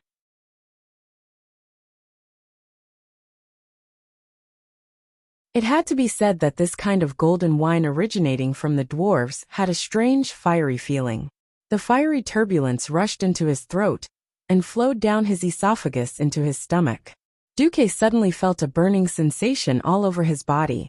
Duque, who did not like to drink, staggered, but he took a step back.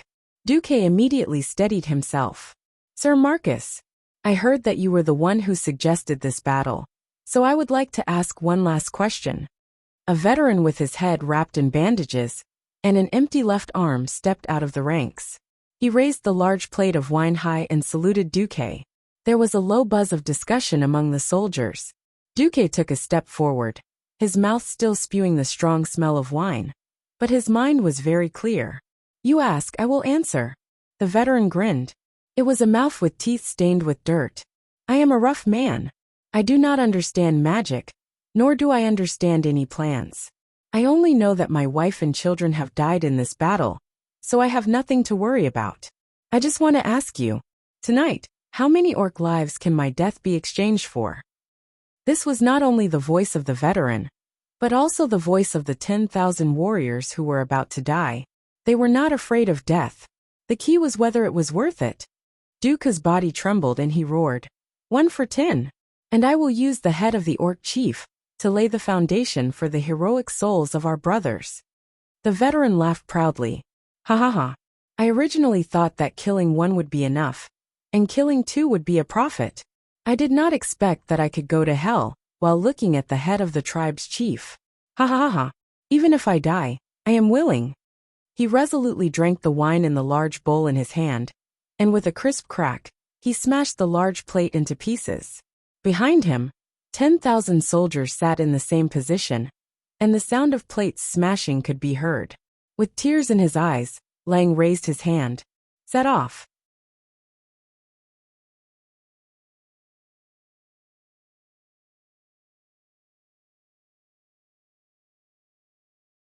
Chapter 184.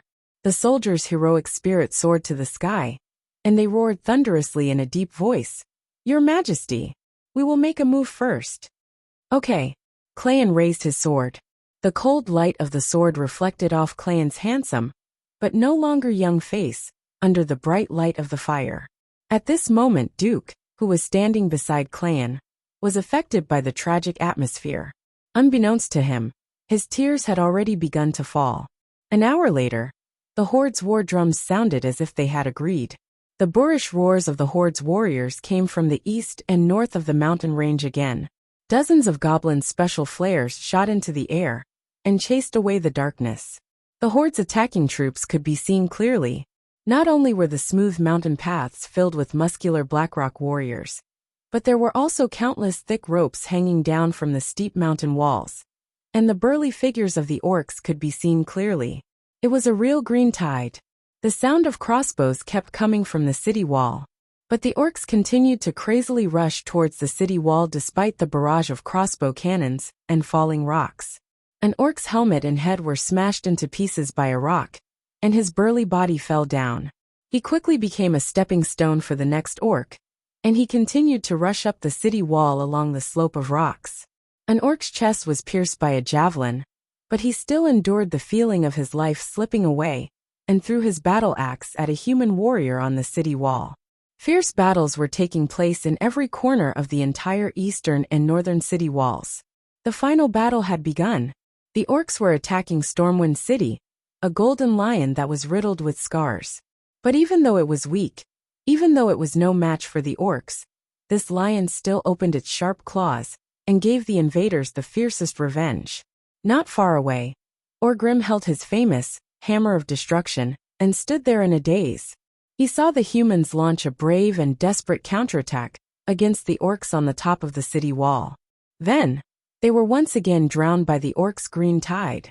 Orgrim squinted his eyes, and he felt a bad omen. It was said that humans had 7 kingdoms, and those dwarves who were only as tall as their knees also had a kingdom. It was also said that there were also some thin and weak elves. If every kingdom resisted as fiercely as this Stormwind, how many of the warriors of the tribes would be able to return alive after repeated battles before conquering the world? Ha ha ha. Weak humans are nothing but prey with a little brain. They are no match for the warriors of the tribe. Not far from Orgrim, the great chief Black pointed at the city walls that had fallen into the hands of the horde and laughed loudly. Orgrim felt that something was wrong.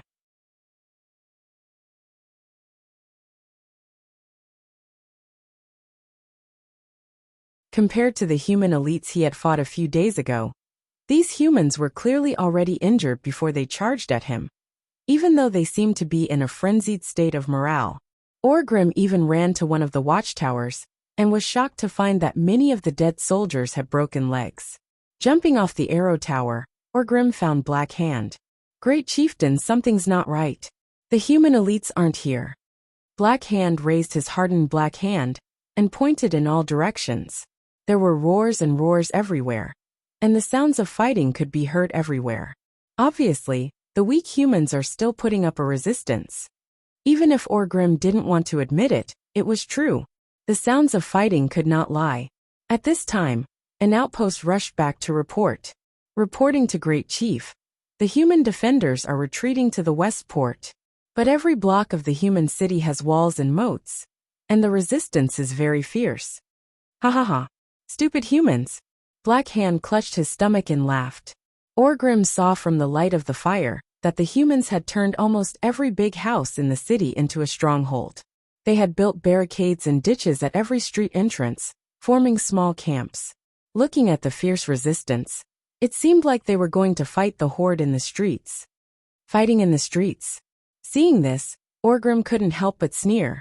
In the past, the Draenei had the help of the Shining Light, Holy Light, and excellent weapons, but the Draenei still couldn't defend Shatrath City.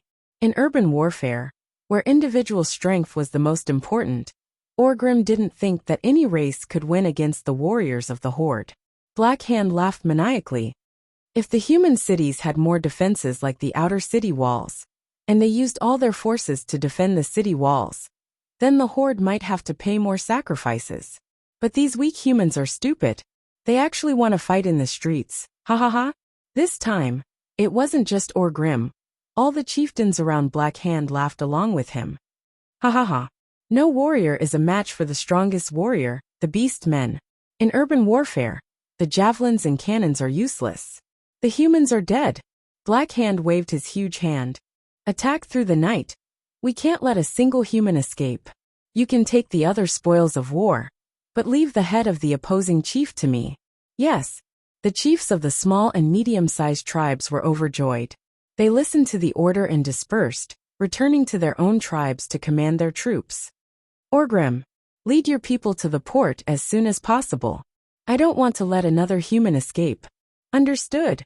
It would be a lie if the beastmen weren't tired after days of attacking the city. But the high feeling of conquering the enemy's city made every single beastman feel invigorated. There was no more discipline, no more cooperation.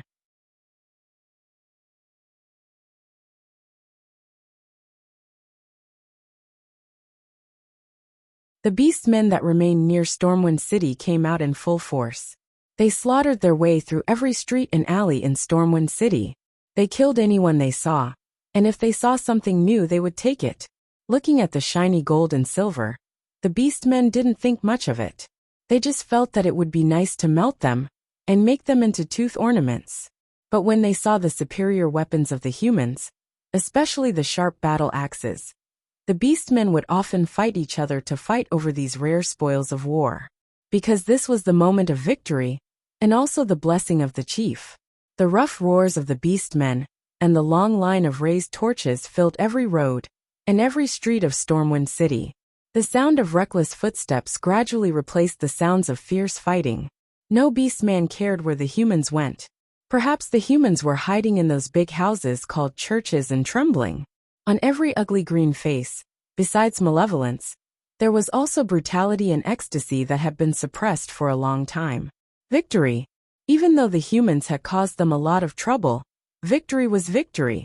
Suddenly, several huge beams of light converged on a huge building in the west. The golden lion flag on the building, which was as tall as a building, shone resplendently. At the same time, the beastmen heard a strange sound.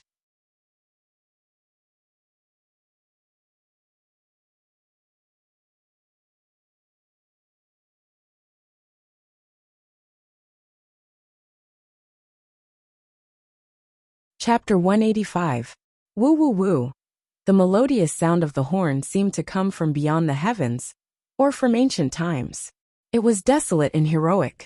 It reminded people of the world filled with yellow sand, the days when they had to fight against the most ferocious beasts in extremely harsh environments in exchange for a chance of survival for their tribesmen. It was either kill or be killed. The weak had no right to live, and the strong ruled over everything. This was a primitive sound, and it evoked memories hidden in the hearts of countless orcs. How many years had it been since they last heard this sound? Makara, all orcs knew that when a warrior challenged a chief to replace his position, he would use the most sacred duel ritual, Makara. One-on-one. The winner would get everything. Not many people knew that this Makara, which was used to resolve conflicts between orcs and decide who the chief would belong to, could also be used against hostile races. Of course, there was a prerequisite. Chief Blackhand of the Horde, on behalf of our king, King Langrin of Stormwind City, who is also the chief in your eyes, I challenge you to Makara. Do you dare to accept the challenge? Duke's voice echoed in the night sky of Stormwind City. No one knew if it was magic or something else, but this shout in orc language was clearly heard by the 100,000 orcs attacking Stormwind City. Great Chieftain Blackhand and Orgrim were walking on the streets of the old Stormwind sector with their bodyguards. Suddenly their bodies trembled. Makara? Humans actually knew Makara? Almost instantly, Orgrim spat in his heart. It was that lowly traitor Garona who taught him again. Duke's voice continued. Our human king is different from your chief. Our king is not the strongest warrior. That's not important. Our king and our strongest warrior are here. As long as you defeat our strongest warrior, Anduin Lothar and Makara, our king's head will be yours with both hands. We will wait for you at the place where the light pillar is. Blackhand's huge rock-like palm was resting on a thick stone pillar by the side of the road. Almost subconsciously exerting force, the entire stone pillar was easily crushed by the huge strength of his grip. The hard stones exploded like hardened flour, scattering all over the ground. All the orcs' gazes were focused on Blackhand's face. Great Chieftain, Orgrim probed. The muscles on Great Chieftain Blackhand's ugly face kept twitching, and thick veins popped up on his face like a dragon's beard. His eyes were bloodshot due to extreme excitement. Blackhand could feel the fire in his body being pumped out from his heart, spreading to every corner of his body, reaching every cell in his body. Ha ha ha. Blackhand laughed maniacally. Beastmen never fear challenges. I don't care what Rai, what Andu.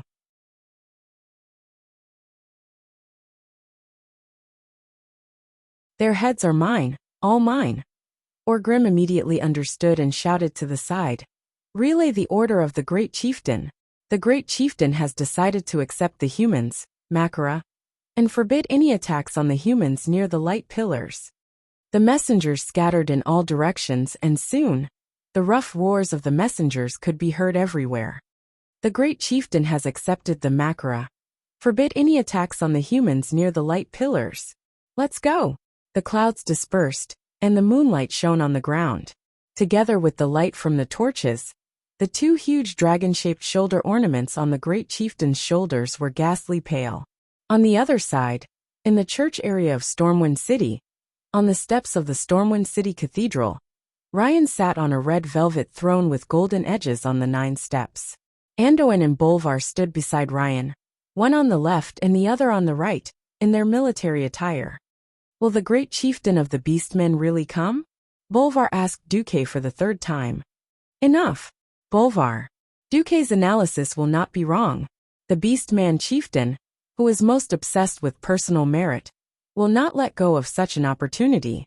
Lang gently stopped his loyal minister. Anduin, who was leaning on his sword, looked even more relaxed. Don't worry, Stormport is not far behind us. The soldiers are all behind us. If the tens of thousands of soldiers are unable to protect our king's safe escape, then we will all commit suicide. Of course, the Beastmen could not find the main force of the humans, because the last 40,000 soldiers and civilians had already gathered quietly near Stormport. There were tens of thousands of people, but they did not make a sound, like a giant beast lurking in the night. Not every soldier knew the arrangements of the higher-ups. They were only informed that there would be special means to arrange for their evacuation. As for what special means, no one knew. Many people stared at the large pile of hay at the port in a daze. The last ship had left in the afternoon.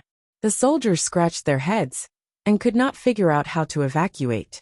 Fortunately, since they had been ordered to bring up the rear, the soldiers were mentally prepared to fight to the death. However, the open space from the church area to the port was really not conducive for humans. Moreover, the soldiers did not have any heavy weapons on hand. If they fought with the Beastmen here, it would be a one-sided massacre. The commander of the Griffin Legion, Tom Simois, who had met Duke once before, still did his best to place the shield-wielding heavy infantry and spearmen against the sea, setting up a formation in the direction of Stormwind City. If the Beastmen rush here, we can at least hold on for a while, General Seamus muttered to himself.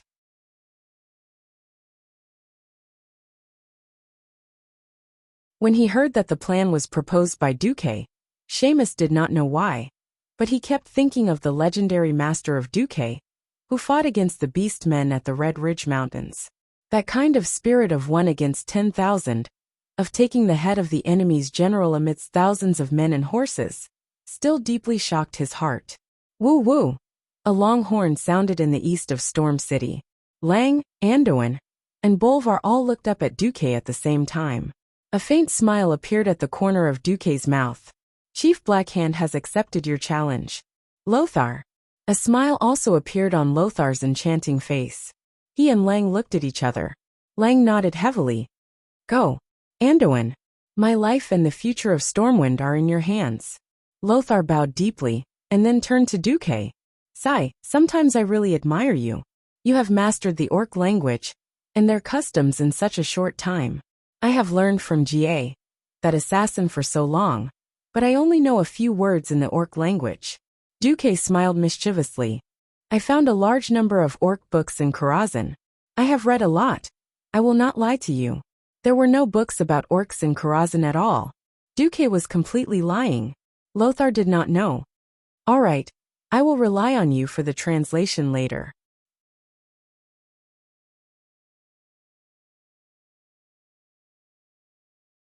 Chapter 186. The once peaceful and tranquil Stormwind City had now become hell. Deer antlers were everywhere, and trenches were everywhere. Almost every sturdy building in the city had been transformed into a bunker with sandbags, gravel, and wood. The soldiers who acted as suicide squads used all sorts of methods to attack the invaders.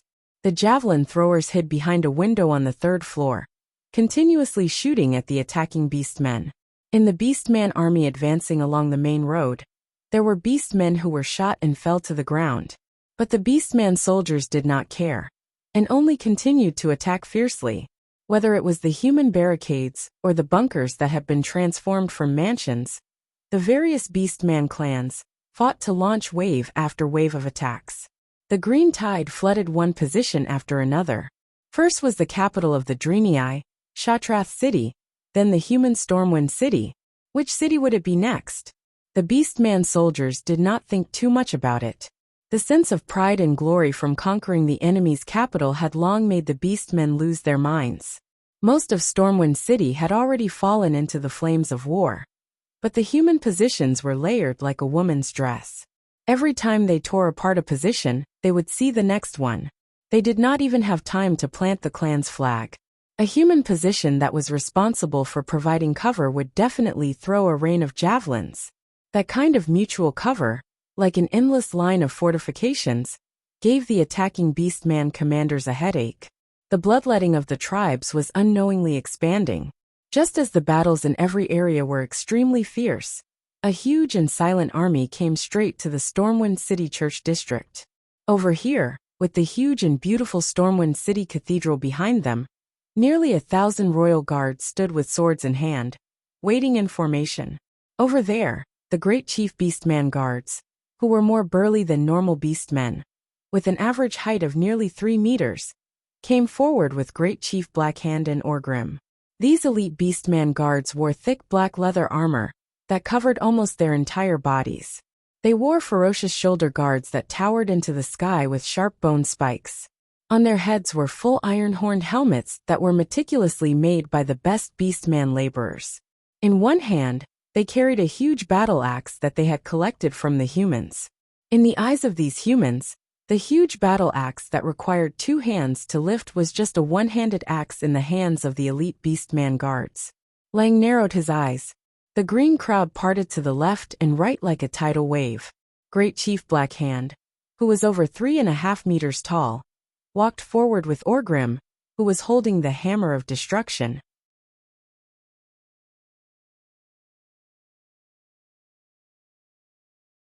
Stepping on the green bricks of the church district, the bricks under the great chief's feet groaned under his heavy weight with every step he took. Blackhand stopped 30 meters away from the stairs. Its eyes that were larger than a bull's eyes scanned the humans from left to right. His gaze easily locked onto King Lang, who was wearing a golden helmet and golden armor, and was extremely flashy. "I am the great chief of the tribe, Blackhand. Are you the great chief of the human Storm clan?"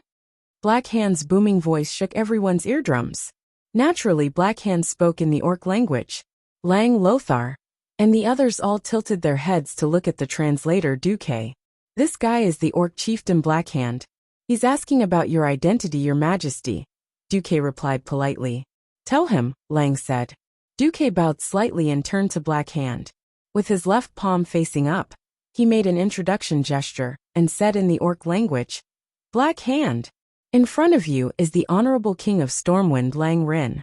He is a distant descendant of Thoradin the Great, the only human empire from 1,000 years ago. He is now the leader of the Alliance of the 7 Human Kingdoms." Duque's translator had gone off topic on purpose.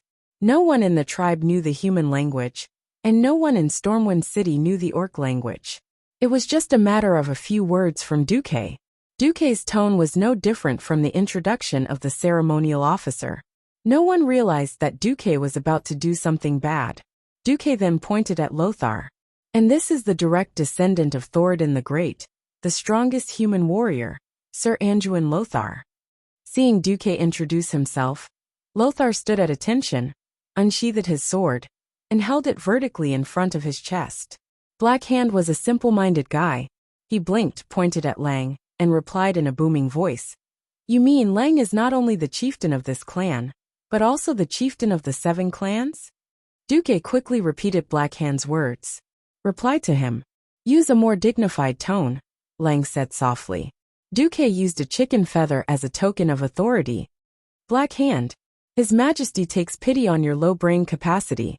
Well, anyway, you simple-minded guys can't tell the difference between a clan and a kingdom. Suit yourself. If you think His Majesty Lang Rin is the chieftain, that's fine too. Black Hand did not understand what he meant by low brain capacity, but he felt that it was a curse. He was angry. Roar. A terrifying roar with a lung capacity of at least 20,000 milliliters was heard. The fierce roar easily reminded people of a roaring bear. At the same time, Orgrim slammed his hammer on the ground, and a huge tremor once again ravaged everyone's eardrums. Orgrim scolded angrily. How dare you? A king of a small kingdom that is about to perish has no right to look down on our chieftain. Humph. Perish. Shallow people who don't know how vast the world of Azeroth is. Humph. Stormwind City is just a kingdom in the south of the Human Alliance.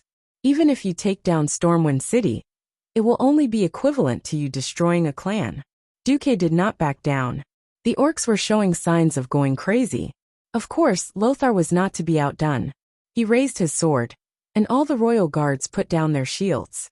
The sharp swords were erected in the gap between the shields, like poisonous snakes that were about to spring out. All of a sudden, both sides were at daggers drawn. Black Hand's huge black arm, that was petrified, blocked in front of Orgrim. Forget it. Humans. I acknowledge that your king has the qualifications to send someone to challenge me. But the Beastmen only accept challenges from the bravest warriors of other races. Black Hand's voice fell, and he didn't even need to give a meaningful glance. An incomparably tall and sturdy personal guard of Black Hand suddenly took 3 steps forward with an axe in hand. If that Anduin is really the best human warrior, let him prove himself. Orgrim shouted. Duque turned his head. Hey, Anduin. Black Hand only accepts challenges from the best human warriors. You have to kill that guy first. Lothar tilted his head. Just one sentence, Duke retorted. Could it be that Black Hand despises us, saying that Storm Kingdom is just a small kingdom, and we have to translate every sentence? Lang laughed. Anduin, don't be so sensitive. Our chief court mage will know what to do. All right, once we get rid of this guy, their great chieftain will fight with me, right? Yes. That you're tuning in to the Li Mei's Sword of Destiny YouTube channel. We're so grateful for your support, and don't forget to subscribe to join us on this incredible journey through captivating stories. Your generosity through donations truly makes a world of difference, as it's the primary source of revenue that allows me to expand and enhance this channel for you. Thank you from the bottom of my heart for being a part of this adventure.